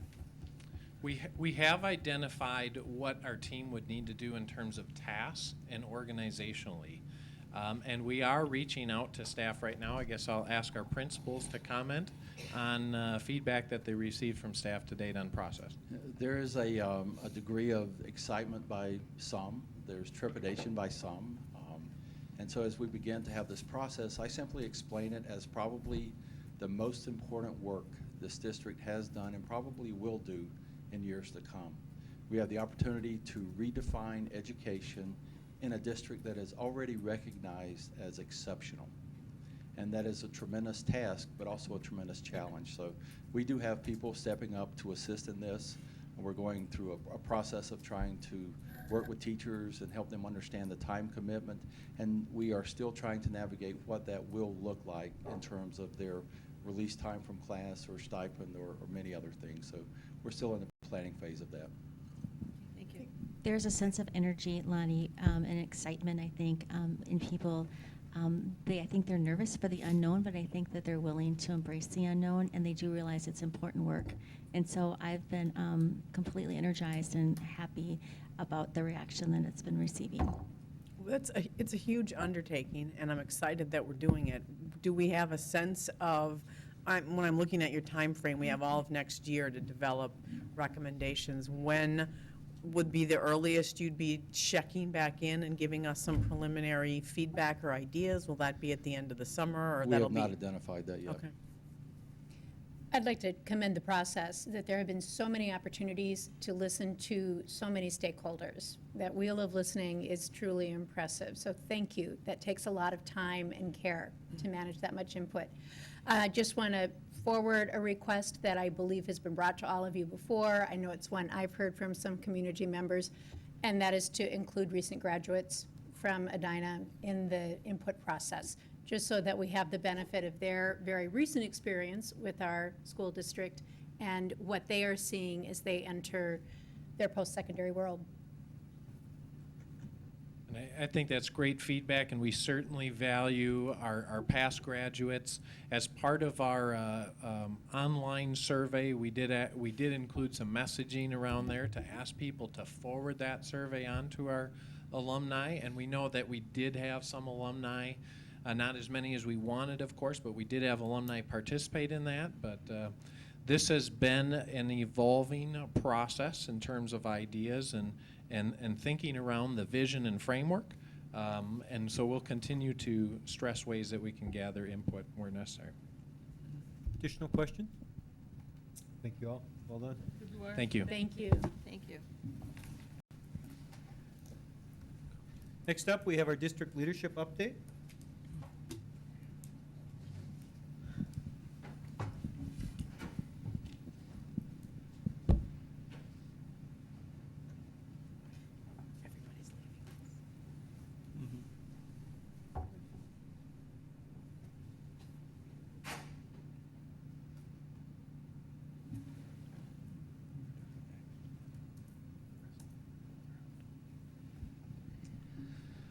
Thank you, Board, for once again giving me the opportunity to give you a quick leadership update. Many of these items we're going to be acting on later tonight in one fashion or another, and I want to give you a quick update. Major focus right now as we move forward with the final weeks of our school year is really on our calendar year as well, of really drilling in on the budget. You'll see later tonight we'll make a budget adjustment for this current year, and we're starting to really draw some strong shaping principles around our budget work going forward for the 13-14 school year. Again, what we're really looking at is taking all the resources, the financial resources we have available, and making sure that we're maximizing those resources back to our mission, back to the strategic work. This slide is not a new slide, and again, you can see some of our challenges, how we've attempted to continue to be fiscally responsible, to meet the charge of our school district in a very challenging time. But as we go forward, this red area demonstrates the gap where our revenues are not keeping up with our expenditures, and we're going to have to continue to be creative in making some adjustments. We're still understanding, we'll talk more about that, what the 2013 legislative session said. But again, what can we do to make sure that we remain fiscally responsible while still reaching that excellence that we continue to seek? As a school district, we've been working very hard on finding the sweet spot, as they say, around the amount of funds we needed to adjust, or the budget, I should say, that we needed to adjust, given what we know as projections. We were projecting that someplace in this $850,000 to $1 million range is what we are looking at, something over that. And so that was the charge that the board gave the administration as we move forward. At the same time, we recognize that we wanted to move forward also with some enhancements because we have a new strategic plan. We have some work that we need to do where we're not totally successful, where we need to close gaps, where we need to create new opportunities, new advancements. And so we did approve at an April meeting several one-time enhancements and some ongoing enhancements that will help champion that. I'll not speak to detail on those, but I do want to speak to a little bit of detail that we are bringing forward for consideration, some additional budget enhancements. Again, these were things that were talked about both at Teaching and Learning and at the Finance and Facility Committee. Some more work around our intervention specialists at the elementary level, a middle school intervention position at at Southview Middle School, the Writer's Block, which was an initiative started at the Ed Fund at the high school, but continuing to support that, and then some additional funding for our half-day K program. You'll see in this that the funding sources are not all just district fund balance. We're also going to be challenging the sites to come up with some additional dollars, and we recognize that to be something that would be a benefit. Also, we're asking the board to support a 0.5 teacher in our English language learner program. This was a staffing position that we recognize due to student population that is an area that we need to grow. So those are enhancements that we're asking the board to consider later this evening. These are items that we've seen before, but again, looking forward to helping us advance our strategic plan. As relates to the budget adjustment process, this again is not a new slide, but again, just a reminder slide of the work that we did. As we looked at our funding resources, we're trying to find a way to maximize our resources and make sure they're aligned to the work that we want to champion around the All for All work, which is really our mission. We wanted to minimize any impact of programs and schedules simply because we've got a lot of studies going on, and to jump into changing a schedule or a program at the time of study, it did not seem to make sense. The second one was, the third area principle was that we're trying to look at 2-year plans. So if there are some items that we could reduce or make adjustments in this year that we'd also likely be acting on next year, that we'd probably try to act on it this year. We recognize the possibility of some one-time of funding, and then the whole thought of the adjustments being sustainable and equitable. We've worked through the Budget, Finance, and Facility Committee, as well as the board level, as well at the administrative level, in helping to identify these adjustments. Several of these adjustments were presented at the April board meeting. We did have one addition because we weren't ready for positioning the entire proposal, but this basically is a recommendation of a task force of administrators who met in February, starting in February and March, to develop this. The one significant change that we've had since you saw this at the April board meeting is an addition of $170,000 of adjustments in the clerical positions. This would be as relates to the reduction of some media clerk positions, 4 media clerk positions to be exact. Again, it was part of the initial proposal, so this is not a new proposal, but we were not prepared in April to present it at this time, and so that's why we waited until this meeting. We have been in contact with staff that have been involved with it. We've been working closely throughout the process on all of these adjustments with people who are most closely impacting this. So, for example, with the clerical positions, we've been working with our media specialists, our building principals, to say if this adjustment has to go through, and we value all of the positions, but if it has to go through, how are we going to do it to minimize the impact? How are we going to do it in using maybe our funding and our staffing in a different model to continue to deliver the service we need, given that we have limits in funding? So what I don't want the board to think that we're adding this 170 was an addition. It was one that we weren't ready to present in April. There are other items here, and so this is really a package deal that the administration brought forward as a recommendation in April to the board. But we did make one adjustment, so I don't want to put one value over another. I also don't want to not value the positions that we have made adjustments around where there are reductions, because these are all valuable positions to learning. But the bottom line is we also need to be fiscally responsible. But this total does bring us to $1.3 million. So if we look at what does that mean, we have some ongoing adjustments of about $408,000. We have adjustments totaling that $1.3 million that I just discussed. And so as far as hitting that sweet spot, we're right up around $900,000. Now, we also know that there's still adjustments occurring. You know, some of the targets we don't know if we're going to hit. We think we can. But, for example, our open enrollment strategy of adding 15 students, we don't know if we can find those spots to make that happen. We certainly hope to. We're still sorting out very strongly what happened in the legislative session. We expect that to take another week, 2 weeks, maybe 3 weeks, but we'll be ready in the June meeting to be more definite on that. So that's where we stand with that. The one-time enhancements you can see identified, again, these are coming off our fund balance, and because we think that we have a more favorable fund balance with this year, we think we can handle and really advance our strategic plan with these one-time enhancements, and really make this a good step forward for the district by using this one-time funding. But that funding would be going away at the end of the year, much like we've done that this year with some one-time funds. Getting back to that overall slide, what it does demonstrate is that we are in this sweet spot area that we had talked about of trying to develop, and so we plan to develop a budget. If the board does approve these adjustments, we'd be developing our budget for the 13-14 school year in the general fund area in that range. So our next steps is to move forward with the planning process. Margot Bach and her team will be working on that, working very closely with what we learned from the legislative session.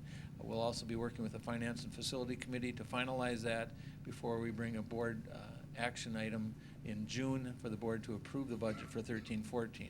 Also know along the way that we do make adjustments as we move further into this. I want to shift tracks real quickly and talk a little bit about the legislative update. We do know that there were many good things that came out. There were many partial things that came out, and there's still some question marks out there about the legislative session. We are assessing the funding. The projections we had were based on the governor's proposal, and in some areas the legislative session that did end were more positive than the governor. In some areas they're are not as favorable. So we're really trying to sort out what impact is that going to have on Edina. We think there's some long-term adjustments that may be very beneficial to us and are good things in changing the funding formula, but it's still a little bit early for us to really nail down here's where we're at. At a legislative level, we're pleased with the all-day kindergarten opportunity. That's very much been a part of our strategic plan. Also, there's some new opportunities for early education scholarships. Again, then we'll see that continue to be an emphasis for our strategic work. There's some work around a workforce readiness, which again, a new initiative out of the legislature, but also very good because it does align well with our secondary study. School safety, there's a possibility that there could be some funding around that, and we are trying to move forward with our safety and security recommendations. The board heard a little bit about that earlier tonight in our facility study, but again, there may be some support around that. Student mental health was another area that there's some new legislation on that. We do see that as an area that we want to continue to support in new ways, and we have some plans around that. So this would be a great complement for us in the work that we already have in place. Other changes includes the state assessments. We're going to see some changes around what is expected of students and the type of testing that's going to be allowed at the school district level. Again, this aligns well with the direction we're taking as a school district. You're going to be hearing more about that in June and July around some of our assessment work that we're doing. And again, I commend Jack for his comments tonight and think that the work of our secondary study and the work that's happening here with what the state's requiring will complement some of his thinking and supports some of his beliefs. So I think that's a good thing. Integration funding, we're still sorting that out. This deals a lot with our equity work, our racial equity work, and we're still trying to understand that, but we think that funding is going to be in place for us. There was some challenges around that, and then there's some change also in the teacher evaluation and how that we're going to assess or measure teacher evaluation around student assessment. And it does give districts more local control, which again we think is a very good thing. So what I've given you tonight is a quick overview of the enhancements that we think align well to the budget, the adjustments that are necessary to make sure we're fiscally responsible, and then a quick legislative update. All this is going to get tied together at our June board meeting, and then we begin implementing in July. We're still in the mix time, but I would offer an opportunity for board to ask questions, or Margot and the rest of the lead team to provide additional input. I have two comments and one question. I think it's important for the public to realize that slide that shows the graph with an upward trend and a gap as far as possible spending, it's important to know that revenue has not kept pace with inflation. And so although it looks like that line is going up, if we were to do it, in constant or in inflationary dollars, which is, it's just something that the public needs to think about. And secondly, I know that I get questions from the community about how can you be cutting budgets and still doing enhancements? And I think, again, it's important for the public to realize that as we've listened tonight to technology and the secondary study, that education is changing. And so we have to look at different ways of using our money, and that means we have to pilot some enhancements and use money differently, and that means that we have to cut money from some places. And so I think it's important for our community to understand that. My question has to do with the addition of the clerical reduction. You kept using the figure as you were speaking of 170, but on your slide, it showed 232K. Right. And I'm wondering how cutting, is it 4 clerical positions, how that could save $232,000? So there was an initial $61,000 that was already proposed in the April board meeting, and then we added an additional 170. So the already presented in April was. So it's actually the 232 minus the 170 that was, in the that's addition. added, okay. Yes, I'm sorry, I should explain that. And just to clarify, the other clerical positions beyond the media assistants? That's in the district office. It was a retirement that hasn't been filled. Thank you. Thank you. Additional questions?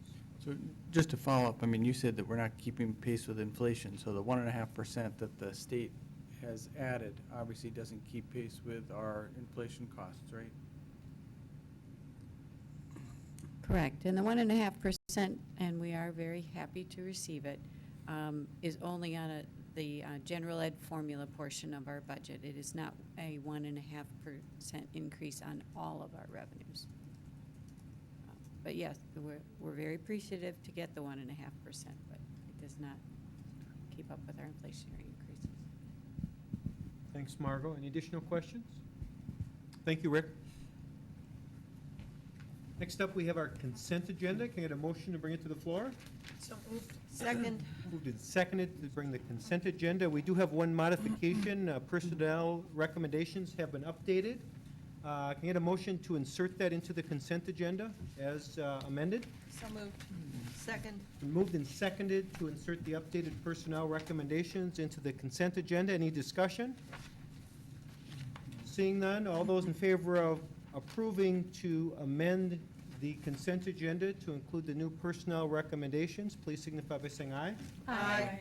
Opposed? Motion carries. The consent agenda has been updated.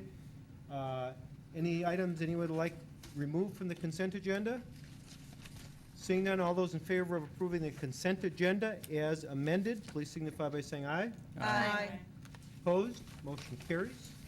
Next up, we're on to our action portion of tonight's meeting. We do have one modification there. Item Q has been updated. Can I get a motion to modify that? So moved. It's been moved. Can I get a second? Second.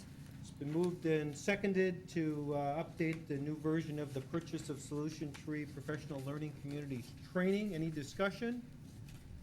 All those in favor of approving that amendment, please signify by saying aye.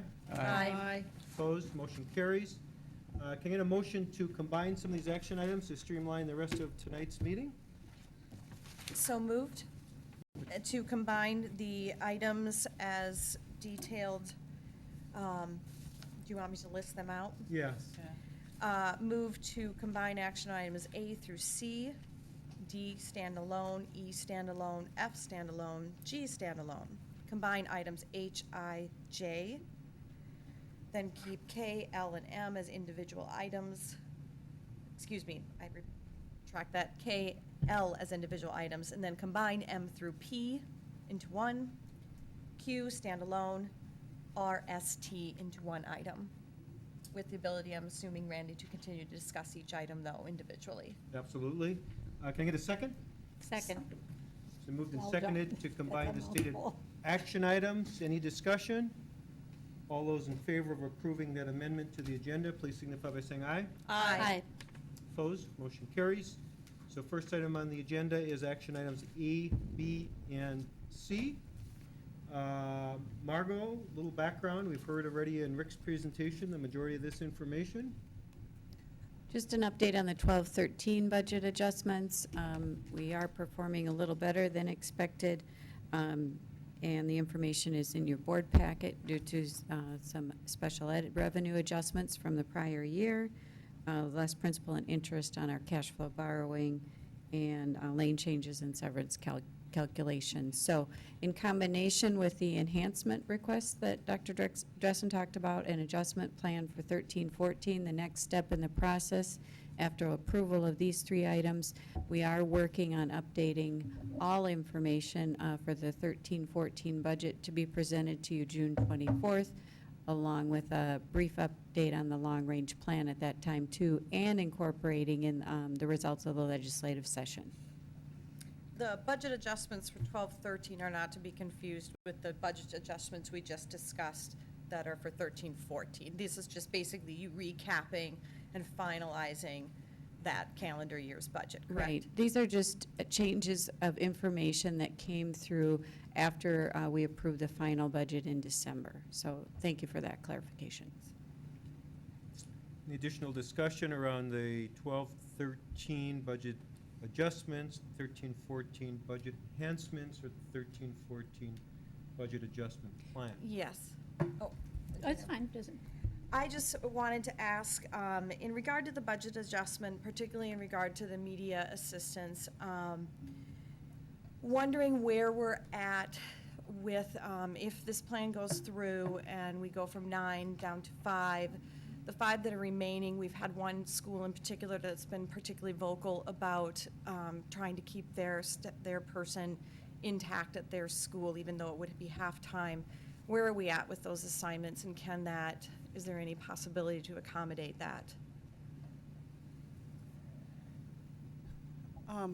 I am not sure that we're able to accommodate that at this particular time because of the fact with the bargaining group, there is, they go by seniority. And so we have to go with the person with the highest seniority and then move forward in terms of what options they have to take. And we've been working very closely with the union president throughout the entire process if this were to move forward. And the person at that particular school doesn't have as much seniority as some of his or her peers.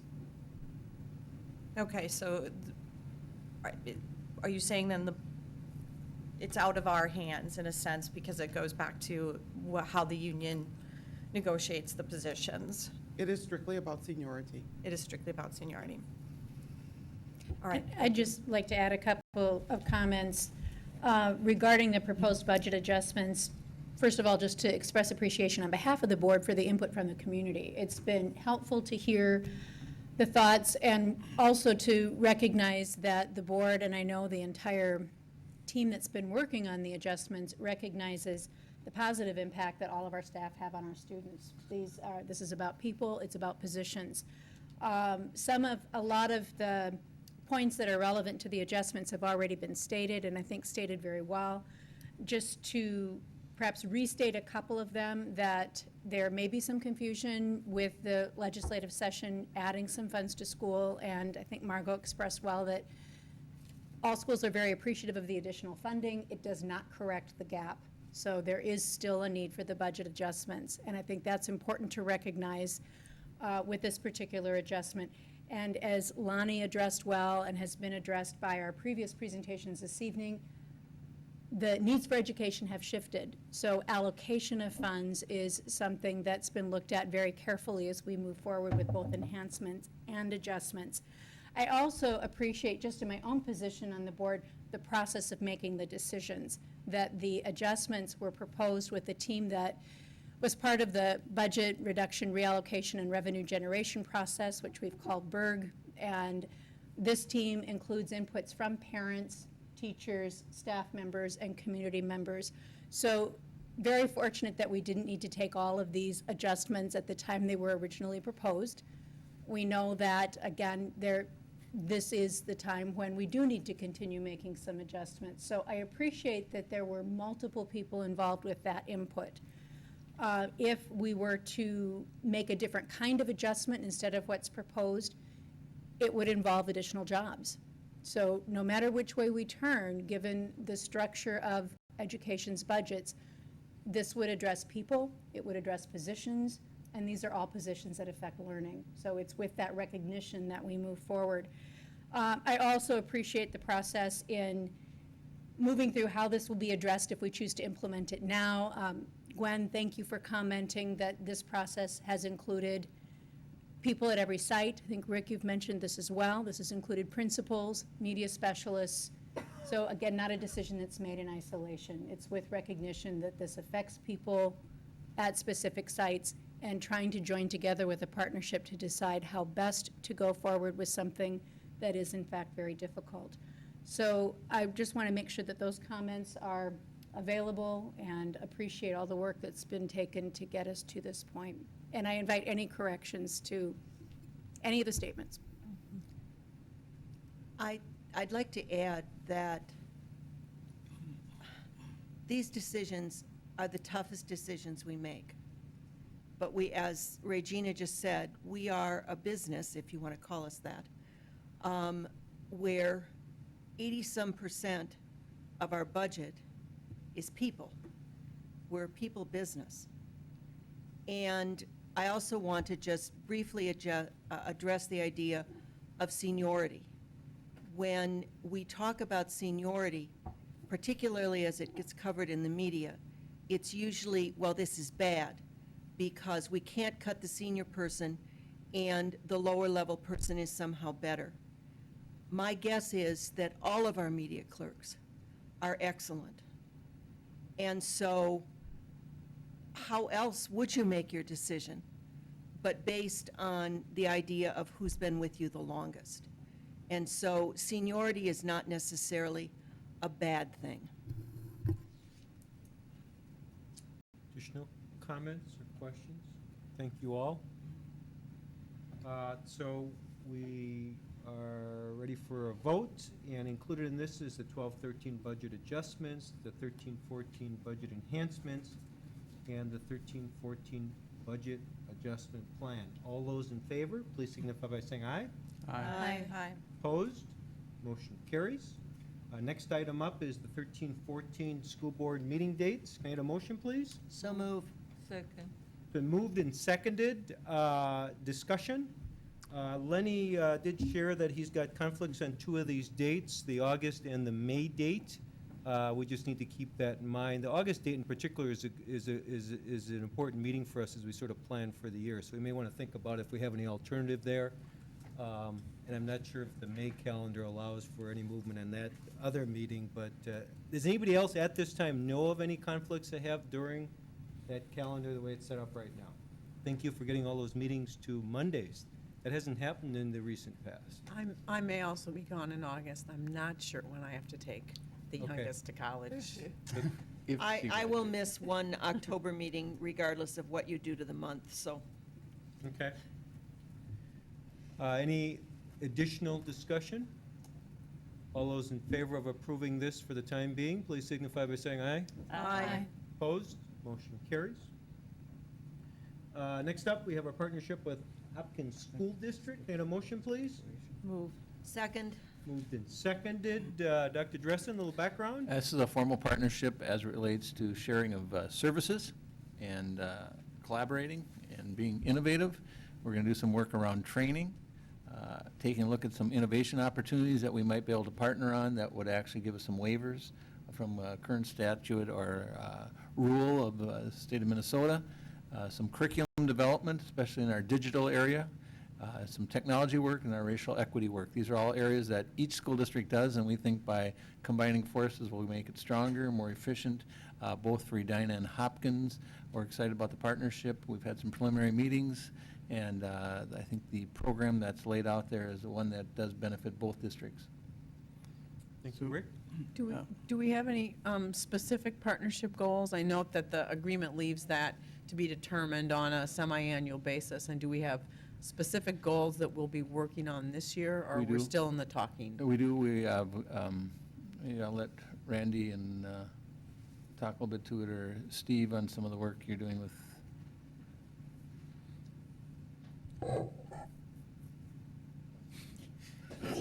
They stare at each other?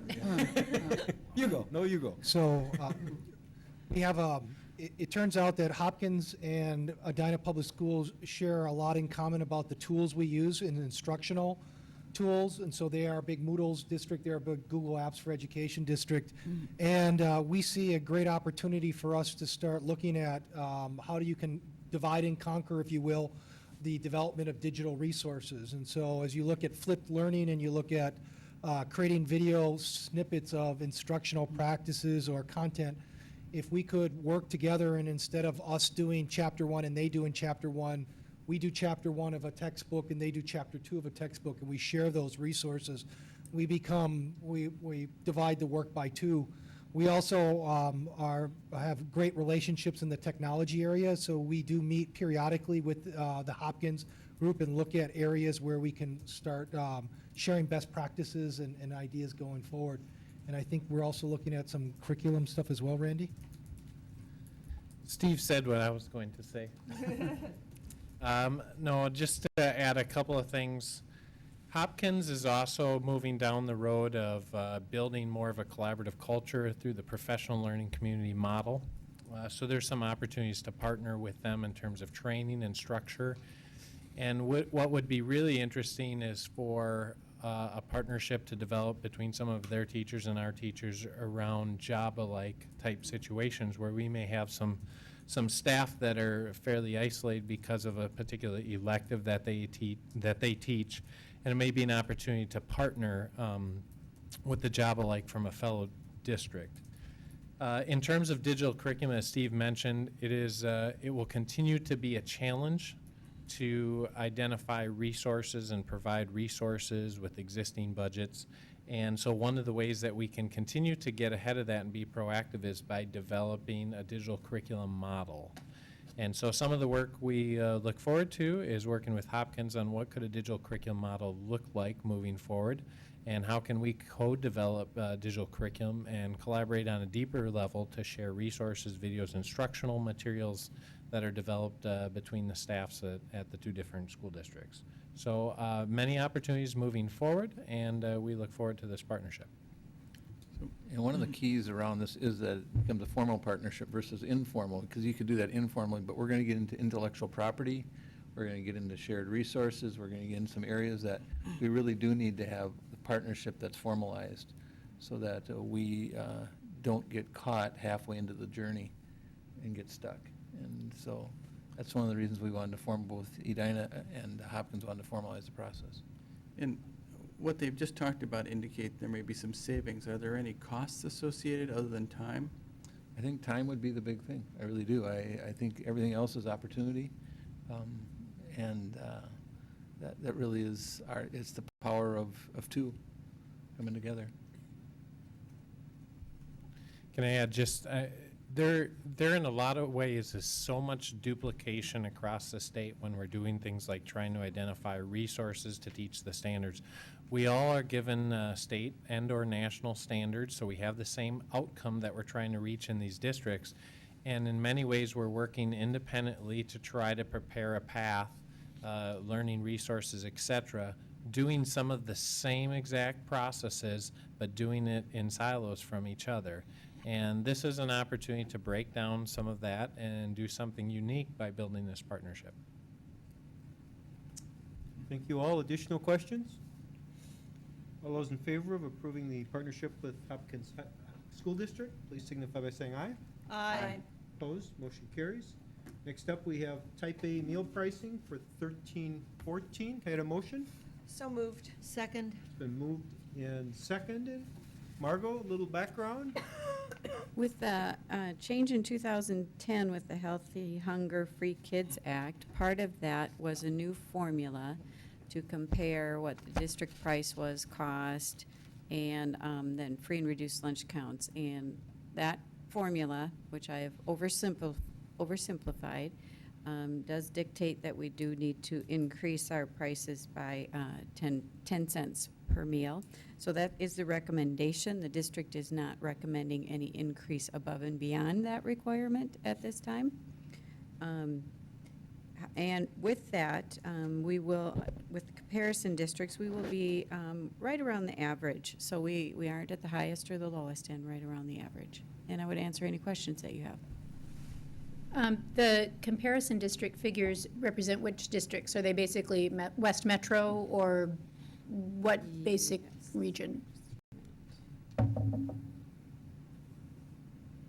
Hopkins, Eden Prairie, St. Louis Park, and Minnetonka. Thank you. And Edina. Yeah. So this is a federal requirement, so we don't really have much of an option? Correct. The option would be if you want to increase it more from the district standpoint, but, and we did discuss it at Finance Committee, Facilities Committee. Additional questions or comments? All those in favor of approving type A meal pricing for 13-14, please signify by saying aye. Aye. Opposed? Motion carries. Next up, we have our food service management contract for 13-14. Can I get a motion, please? Moved. Second. Been moved and seconded to approve the food service management contract for 13-14 with Sodexo. A little background, Margot? We are entering the third year of our contract with Sodexo, and as part of the state mandates on we can renew up to 3 years, and then there's a systematic or a formula in terms of offering of inflationary increase on that. Again, the district doesn't get to calculate that inflationary increase if we're going to offer one. There's a specific formula with CPI and using regional statistics. And with that, I would recommend that the inflationary increase of 2.5% over the current year, and just note that in the spring, under the current state regulations, we will be required to go out for bid. And we do have a very good partnership with Sodexo, and with all the changes in the federal requirements this year and the food changes particularly this year and ongoing, we are very appreciative of that partnership and meeting those requirements immediately on the first get-go this fall. Thank you, Margot. Any questions or comments? All those in favor of approving the food service management contract for 13-14, please signify by saying aye. Aye. Opposed? Motion carries. Next up, we have items H, I, and J, flooring, painting, and ceiling replacements. Can I get a motion? So move. Been moved and seconded. Margot, can you walk us through, please? As part of the alternative facilities projects, the major project is Concord and replacement of the HVAC system, but we are doing some other smaller projects. And as Von Dirks mentioned in our work session, we worked with individual buildings to identify prioritized areas in terms of ceiling, flooring, and painting, the most critical needs of what we need to get done. And these bids are a result of that assessment. We will do this on an annual basis with the alternative facilities program. And I would recommend approval of all three, and they are all combined together. They are within an acceptable range for the projects. And just a reminder again that overall the projects for this year have been coming in under budget and very good. And Margot, these budgets, they come from a different fund than our regular fund that we're making cuts from for our students, et cetera, right? Correct. It's a separate source of funding, the alternative facilities funding specifically for deferred maintenance or replacement of old, for example, old carpet that's beyond its useful life. Thank you. Do we have any I know overall our bids have come in under budget this year, and we're very happy about that. Do we understand why the ceiling bid is so much over budget? What it is with ceilings this year? My understanding is that that also happened in Lakeville. I asked the question, and they said there really isn't an explanation or an answer on that one. And if you looked at the painting, it was almost the reverse situation, and to combine together, and at one point when I first reviewed it, I thought we had transposed or mixed up between the two projects, but that's not the case. One came in inordinately low, and the other one inordinately high, and overall, we're looking good. So. So, Interesting market is all I'll say. I too am glad that these are overall coming in below our budget. I would just sort of make the note that, when we go through this process next year, if we have a similar, good experience, that we might want to revisit the estimates that are provided to us. Well, note well taken. I've been working with bids and construction budgets for a number of years. And I would rather have this situation than the reverse when they come in the other way. So, but the note well taken, and we'll monitor that history because we have 10 more years to be working on it. And we pay fees based on the budgeted amount. Correct. Additional discussion? So we got the ceiling tiles, which came in at 142,000, 44,000 for the painting, and 151,000 for the flooring. Just so people understand what we're voting on. Additional discussion? All those in favor of approving those three items, please signify by saying aye. Aye. Opposed? Motion carries. Next up, we have our copier paper purchase for the year. Any motion? So move. And a second? Second. Moved and seconded. We go out for bid every year. Any input, Margot? Just a notation that there's a 3% reduction in price from last year, and also a 4% reduction in the amount of paper that we ordered. So That's good. Great. Discussion? All those in favor of approving C.J. Duffy for $62,000, please signify by saying aye. Aye. Aye. Opposed? Motion carries. Next item, we're buying buses. Can I get a motion to bring the motion to the floor? So moved. Second. Been moved and seconded. Bus purchases for 13-14. A little background, Margot? I'm usually not a big spender, but if you look at this agenda, it kind of appears that way. This is an annual bus purchase, and we typically do purchase 3 or 4 buses a year. This year, we're going to purchase 2 77-passenger buses, and then to provide some greater flexibility, one of the larger buses, 65-passenger, will be wheelchair accessible. That'll provide us flexibility on some of our regular routes and also on potentially some field trips where we have students with special needs attending on field trips. And then also an additional 35-passenger handicapped accessible bus. And these are on state contract. Thank you. Any questions or discussion? I think it is just nice to note that the buses that we're trading these out for are over 17 years old. Oh, wow. I was just going to say, I think it's nice that one of the buses, although it holds a few less passengers, is going to give us some flexibility, just because I know that we've had questions come up around that. So I think it's nice that you guys are doing that. I think it's great. Thank you. Comments? Questions? All those in favor of approving the bus purchases for 13-14, please signify by saying aye. Aye. Opposed? Motion carries. Next up, we have some technology purchases, items M through P. Can I get a motion? So moved. Second. Been moved and seconded to purchase Chromebooks, iPads, mini iPads, desktop computers, and some all-in-one computers. Mr. Butner, you want to walk us through? Certainly. As I discussed in the presentation earlier today, 2 major initiatives are our refresh for the digital classroom standard and the I-squared grant.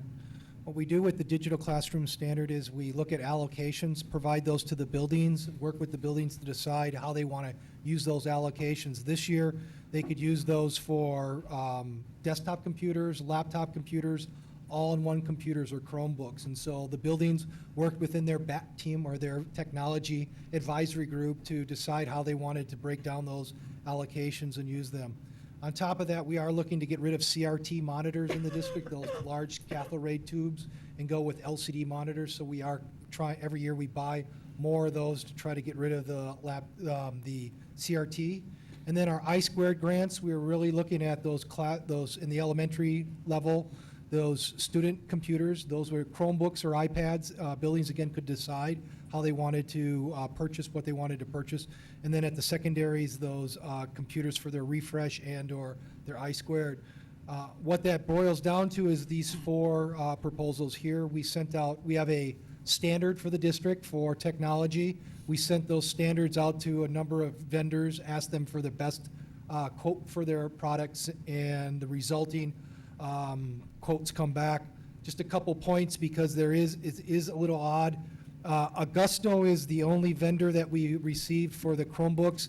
The reason for that is Chromebooks are sold through Amazon and through Best Buy, but what Augusto does is sell it, doesn't provide any cost for shipping, but at the same time what they do is they add these devices into our management console, which saves quite a bit of time and energy on our staff being able to have those computers ready to go. Apple iOS devices, pretty much the only place that you can buy educational Apple devices is through Apple directly. And then when it came to the laptop all-in-one computers and the desktop computers, Ties and Reasons really came in with very competitive rates against the other computers, but we did send it out to Now Micro, Dell, and Reason and Ties for those pricings to get the best pricing available for those. So, Steve, on the iPads and the mini iPads, are those at discount price? Because I was kind of bored, so I went online and it looked like I could buy a mini iPad for $329. And so, is this a discount that we get because we're educational? Yes. I think if for educational, we can get the devices a little bit cheaper. The iPads, we actually get If you buy them in packs of 10, you get a little bit better price, but then when you put the case on them and the software on them, they end up being that same price. And so this is an aggregate price for the iPads, for the devices, and the iPad minis as well. So the iPad minis have, I mean, it's more than just the mini. There's actually something that's loaded onto it, or it has a cover? It's the case to keep them safe, which consumes the discount that you would have got through the educational price. And so it ends up being, there's really no, right now, there's currently really no great discounts with Apple products. Additional discussion? I just have two questions. There's a reference in the background information that there's an increased demand for the Apple products. Is there anything in particular that is driving that demand? Or is it all grade levels, teachers, students? So the interesting thing is, I think tablet PCs were around for a number of years, but when Apple came out with their iPad, it really transformed the tablet space, and the industry's calling it the post-PC era. And so I think that's driving a lot of the demand for the iPads. But we're also seeing at the same time now some competition in the Google space.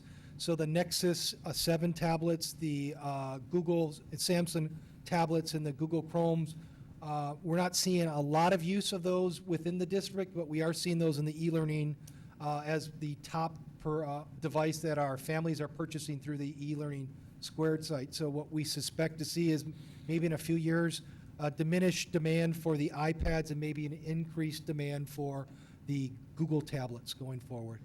And my second question, do you have an estimate on approximately how many computers remain in use in the district that are more than 5 years old? Yeah, we look to get rid of, we look to recycle our desktop computers on a 5-year interval.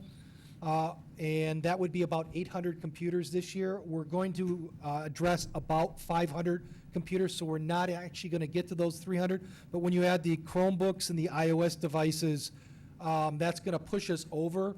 We had some really candid conversations with our buildings about recycling their equipment, and what they told us is, hey, those 5-year-old computers still have utility. And so what we do is we're keeping those now and not necessarily getting rid of them for getting rid of sake, but we are putting what we call DNR stickers on them, do not resuscitate. And so let's leverage every bit of technology out of them as possible for our investment, but let's not make heroic measures to keep them going. That is helpful, thank you. So long as those stickers don't get put on us. Yeah. So, Steve, when we do decide to move on from a piece of equipment, what do we do with it? It's a great question. We recycle those, and so every year we have 3 opportunities to recycle. And so our first one is going to actually happen here at the end of the school. We'll be working with Concord, Southview, the DO, and Normandale. So we pull the computers that get recycled. We have a policy for re-re-re, and so those first get offered through the re-re-re. And then what we do is if they don't get taken up on that, we take the RAM out of those and the hard drives out of them, and then we send them off to be recycled. And luckily, we do not pay for a recycling charge, and so it's free to recycle that gear. We offer it in June, then we do another one towards the end of the summer, and then we do one mid-year for refresh, or for recycling. Additional questions, comments? So what we're voting on here is a purchase of about $500,000 worth of technology, 650 Chromebooks, 105 minis or iPads, 232 Reason desktop computers, 108 laptops, and 400 monitors and 10 odd computers. Any other questions? And this money all is out of that technology levy that the public approved. That is correct. And supports the vision that Steve spoke to earlier tonight. Great. All those in favor, please signify by saying aye. Aye. Aye. Opposed? Motion carries. Next up, we have a motion to purchase Solution Tree PLC training. Can I get a motion? So moved. Second. Moved and seconded. A little background, Randy, please. One of the things that we know we have a need for across our system is some systemic training around professional learning communities. That was feedback we received from our staff development committee, which is made up of mostly teaching staff.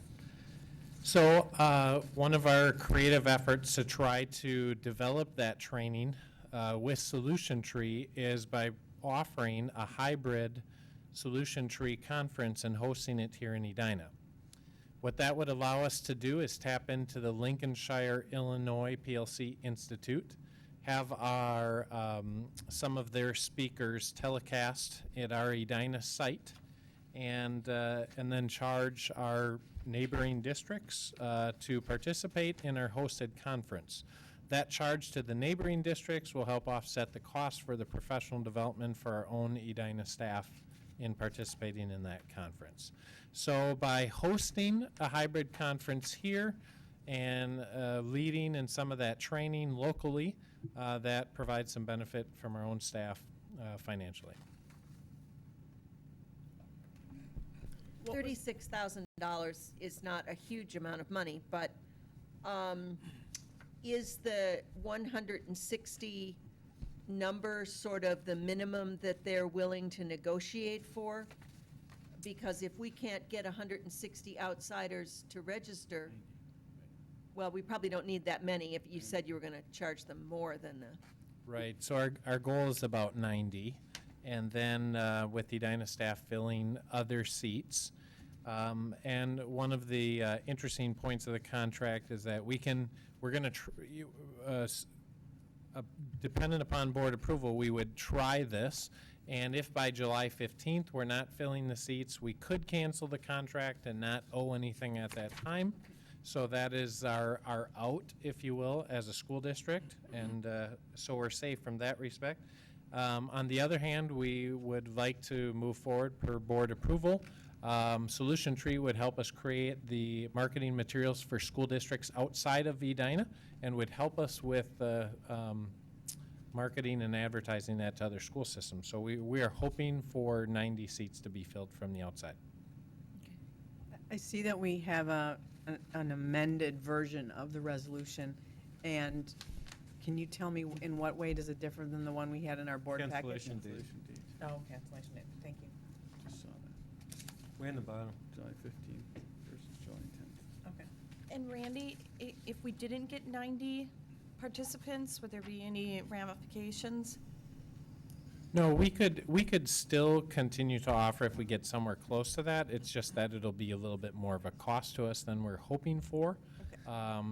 Our goal is to get 90, and then that would offset the majority of the cost for us. So we'll have to make that determination as we get closer to that date. Thanks. And these are truly pilots. You know, we had the Minnesota Google Summit earlier this year, and what we recognize is we want to take control of these contracts also. So rather than this being a Solution Tree contract in the future, we want it to be an Edina contract that Solution Tree supports. And so this is part of our pilot effort of learning through this process with very low risk to the district, but we do think this partnership is the work of the future. And we also like the online portion, so thank Randy and the team for pulling us together, but know that going forward, our policy work can become very important around this. Great initiative. Additional discussion? All those in favor of approving the Solution Tree PLC training, please signify by saying aye. Aye. Opposed? Motion carries. Next up, we have 3 items that are bundled together, policy 405, 406, and 407. Can I have a motion, please? So moved. Second. Been moved and seconded to bring to the floor policy 405, Personnel Veterans Preference Act, 406, Personnel Public and Private Personal Data, and 407, Personal Employee Right to Know Exposure to Hazardous Substance. We've seen these at previous meetings. Who'd like to go? Well, we don't have a lot of changes since we last saw them. We've had some good discussion regarding the items. 405, there's some changes that, again, we did see when we discussed this that allows the language to reflect actual law, where we were making sure that that was updated in reference to public and private personnel data. Again, not a lot of changes. There was language eliminated during discussion regarding parking leasing spaces because it doesn't apply to Edina School District. Some language cleanup. And moving on to, likewise, some appendix amendments to reflect actual practice. 407, hazardous substances, the main intent of reviewing this particular policy is making sure that the language focuses on appropriate training rather than eliminating risk, because it is a fact that there are some positions within the district that do have some exposure to risk. So again, the policy addresses appropriate training. Additional comments, feedback? Thank you, policy, for all the work. All those in favor, please signify by saying aye. Aye. Aye. Opposed? Motion carries.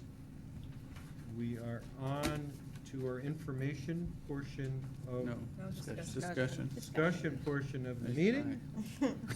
9:15, we're still going. Secondary study report. We heard our presentation tonight. Attached is the actual vision framework, which outlines the various action tasks that would be studied and pursued.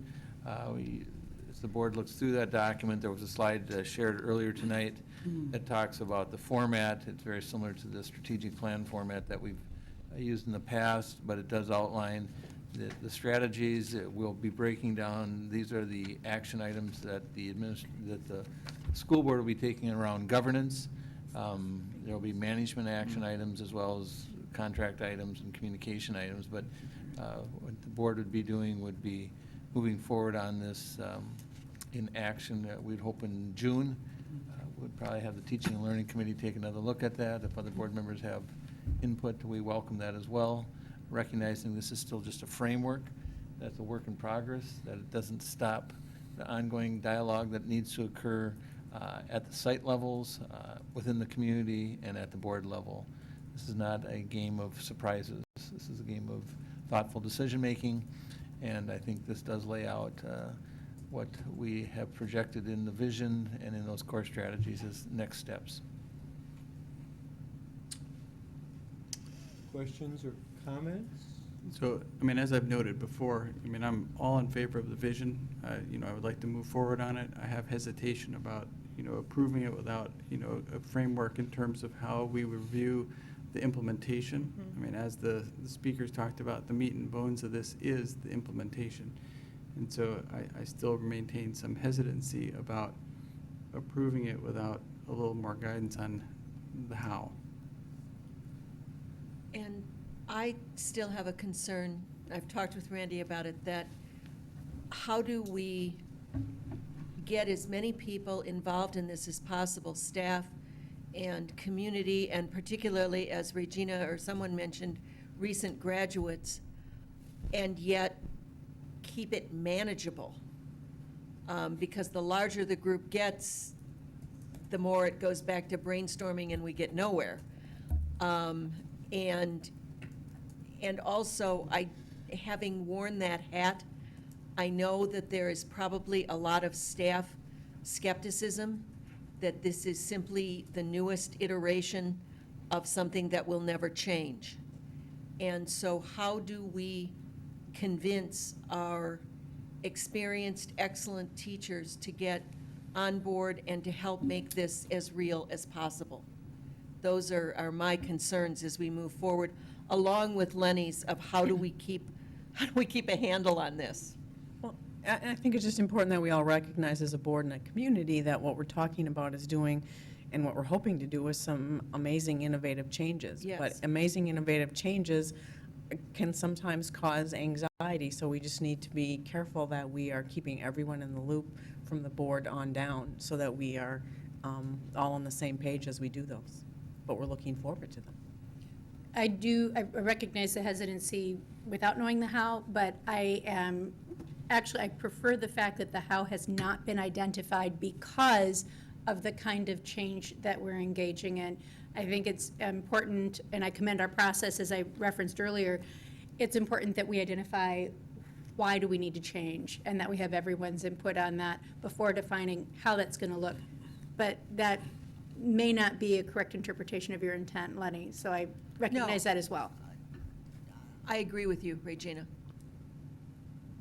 I mean, I think I was saying something more than that in terms of staff and how do we get the the best of the best to be on board. And my question really comes in, as we put the how in, what's the board's, what's the requirement for board approval of each of the hows that are going into it? I mean, I absolutely want this to move forward. It's just a function of what does our approval mean? Approval process, and that's a helpful clarification. And I would agree with Lenny on that, and I think the main thing I've continued to voice is just that we do try to keep, the community and parents in the loop, and that we do, listen to any feedback that we would continue to receive, or that we, look to actually get some feedback as time rolls on, that this is a partnership.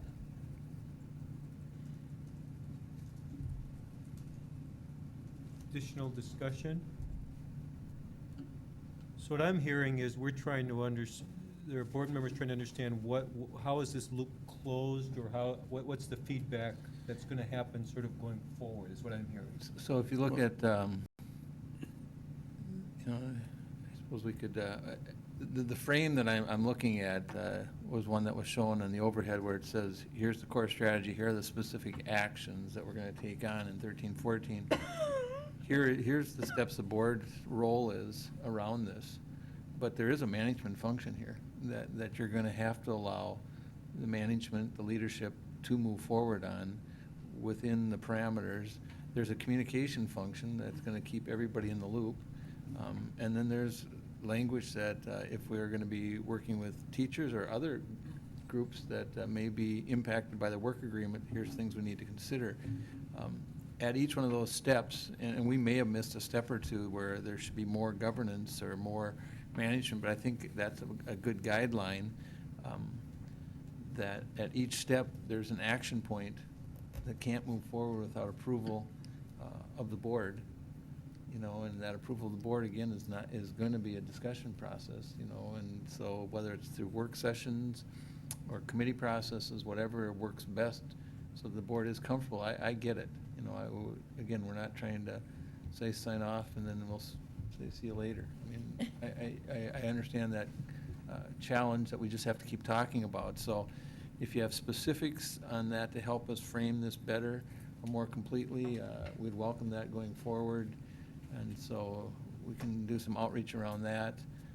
We met earlier this month with a communications and marketing team. This was a group of community members who specialize in this in the private industry.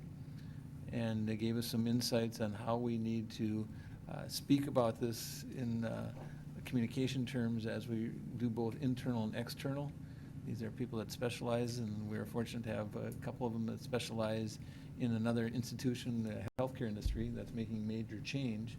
There's parallel tracks running down, and I'm probably talking about half right, and Susan could be doing a better job here, but we are going to use our community just to even help us shape the story to the community. And I think that's going to be a helpful piece that then people will own it, they'll want to engage, they'll understand the story, they'll see the places of entry. I think all those things are important because it still is out there. It's still hard to understand, and that speaks to the magnitude. Susan?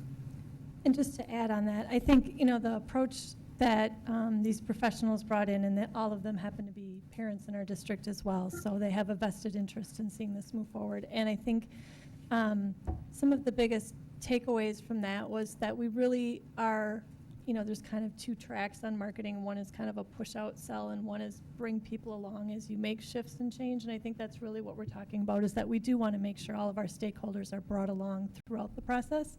And I think as Board Member Sala noted, we're talking about some significant changes that are going to happen, and so we don't want to just throw it out there and say this is what we're doing. And so we are really looking at ways to tell a story, and it is an interesting story. And so some of it might be more internal communications and process-oriented kinds of things like you heard tonight with the presentation, and some are going to be more visual, emotional stories to help people understand what this means for their students or their work life as well. So there's going to be many facets going on, but I think the key is that we're going to be engaging a variety of people along the way.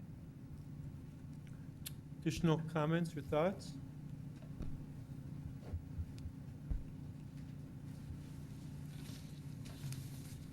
Very good. Next up, we're on to e-learning squared. For the presentation tonight. And again, this is always a little bit of a challenge when you're piloting and wanting to get data before you make the next step. And while the timing may not be perfect, we want to have the data before we make the next step. And that's just part of the piloting process. We think it's wise for us to make sure that we have everything in place before we make a recommendation on should we stay in a partnership with a private company. You know, we like what we see thus far, but we want to make a deliberate decision. We want to get to the end of the track before we jump on the next track. Should we be expanding sixth grade? We sense that that is the right direction to go, but again, we want more data. We want to listen to say, as the board, you know, do you have some concerns around that? The 10th grade question is brought up. I think that's a legitimate question that we want to make sure we get all this capsulized before we bring a formal recommendation, and so we did not feel like tonight was the night for us to do it. I think we would have liked to, but we really want to play the pilot out to the end. I can't thank Tim and Steve and Mike enough for their work around this, and I know this puts us a little bit behind the 8 ball, but in a pilot process, we're going to have to put up with that. I mean, we wanted to launch much earlier this year with this initiative, and we just couldn't get it done because of our partnership. We're going to be so far ahead, and I just think time is not going to be our enemy, because we're going to be working digitally and electronically, and there's an awareness in the community that certainly was not in place last year, and there's an excitement that certainly wasn't there last year, and we have a partner who likes us, and that's going to help with that role too, I think. So I think I'm comfortable with us not bringing action tonight, and I think it's the right decision given the status of the pilot. Can I ask a question?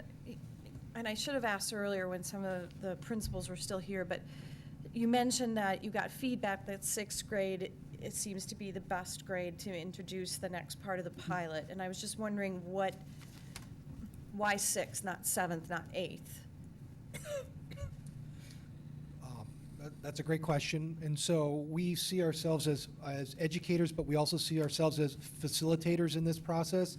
And we really took a lot of direction from the leadership and the teachers. And so we met with Valley View, Southview, and the high school to talk about what is the perfect grade level or what's the next grade level.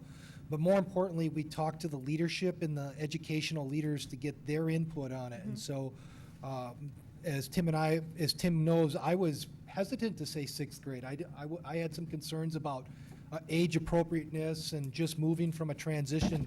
And we heard again and again from the leadership, the principals, as we had conversations, and we did actually met with them face to face, and we had some WebExes as well. We talked, are you sure, sixth grade? And they said yes, and they said, okay, well, let's talk with your staff.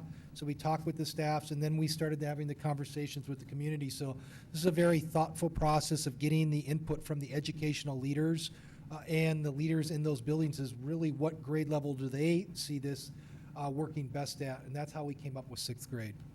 Do you think actually introducing in sixth grade in some ways actually gives us the benefit of, you know, they are going through such a big transitional phase, and they're going to hopefully come in with a device, and then we can create all those parameters and guidelines that they need when maybe they're still a little bit more influential as they move up through the system then?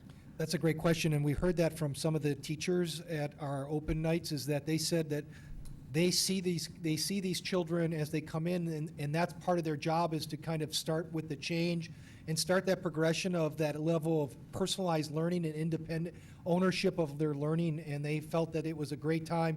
They're already doing that in behavior, and they thought it was a great time to be also introducing the technology. So it's not yet another thing, it's integrated in that whole process. Mm-hmm. The other piece is that as we look at years down the road, and we do introduce it in sixth grade and in ninth grade, what we see is a natural refresh rate where we could introduce this year sixth grade, and then at ninth, when these sixth graders hit the ninth grade, they would be able to go back to that store and be able to access that technology. And so what we do see is a natural progression of being able to have as a student progresses through the Edina secondary, articulates through the Edina secondary education process, they'd have 2 opportunities to purchase a device. That gets at that idea of being able to refresh their devices as technology evolves and changes as well. Thanks, Steve.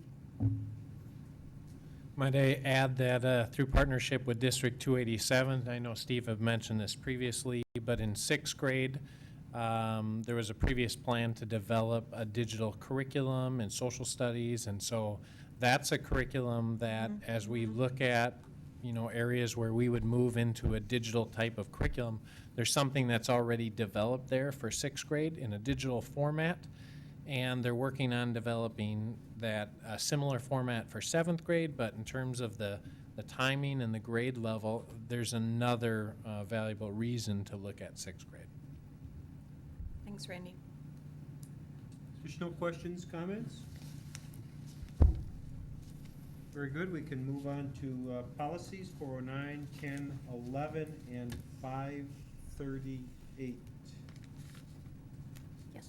Start out with 409. Pretty much what you see here is what we've discussed. No changes since the committee meeting. There's some clarification of language.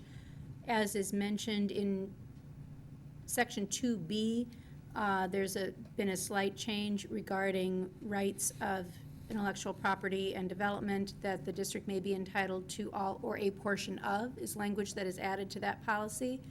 Moving on to policy 410, I want to draw your attention to a couple of things that we will be discussing at the upcoming committee. First, thanking Kathy Sella for her review of the policy and pointing out where Minnesota law is different from Family Medical Leave Act. So specifically, one correction is page 212 of the board packet. It's section 4A B.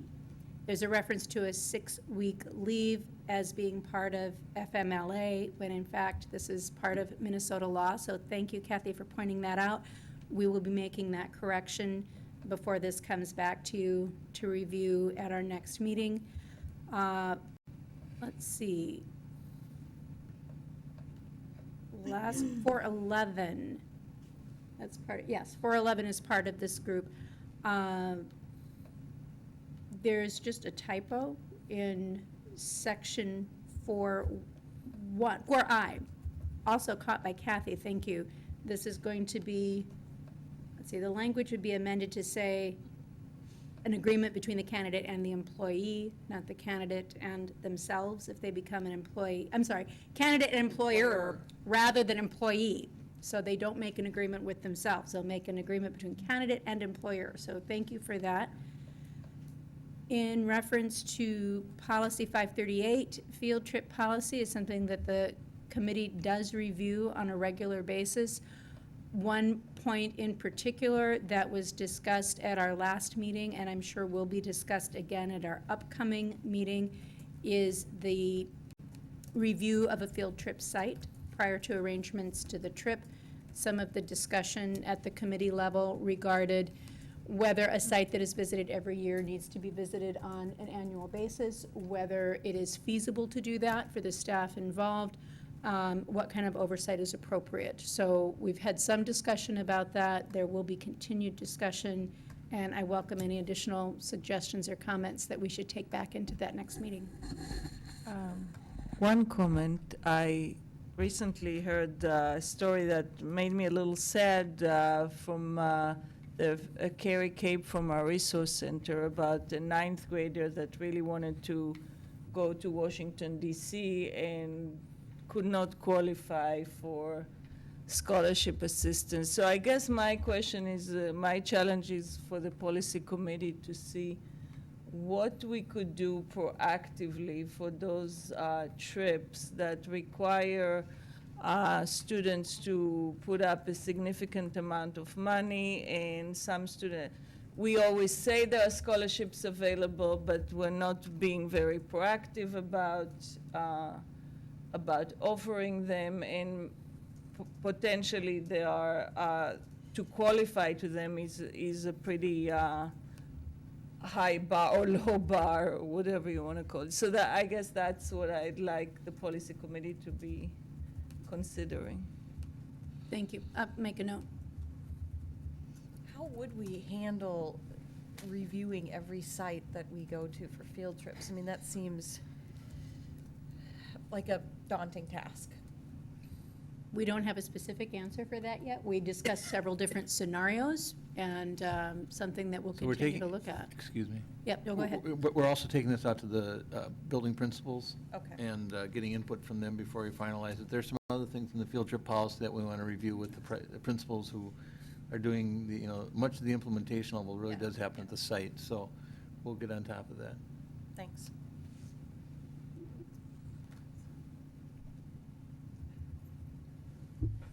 Just a thought on policy 411, employment procedures and induction. Does that best describe what we're talking about there? Isn't it really our hiring practices? Or is there a better way to talk about that? Because if I read that So if the title. Yeah, if I Sure. read that title, it's not clear to me what we're talking about. Employment procedures, I will make a note. And that's a good point, is what often comes up in our discussion is if the content of this policy is something that an individual is looking for, would they ever think to look here? So we want to make sure that it does offer that kind of guide. So I will bring that up. Thank you. Additional policies?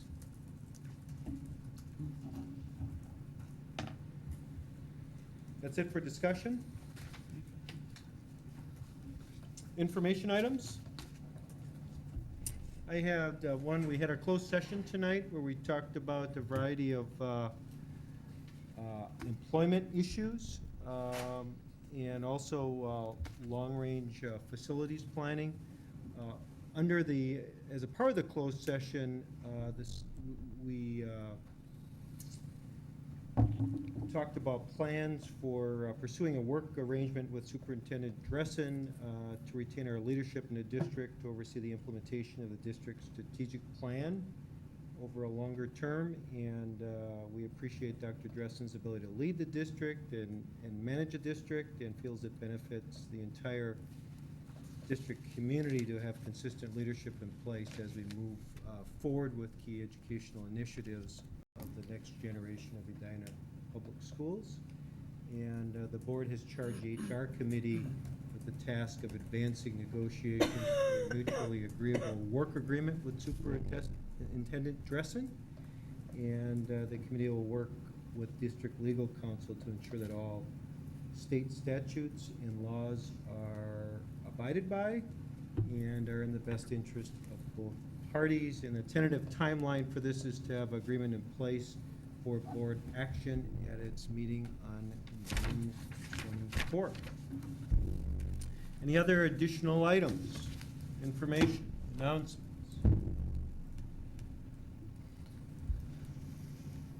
Busy night. Got through it. And a motion to adjourn? So move. Second.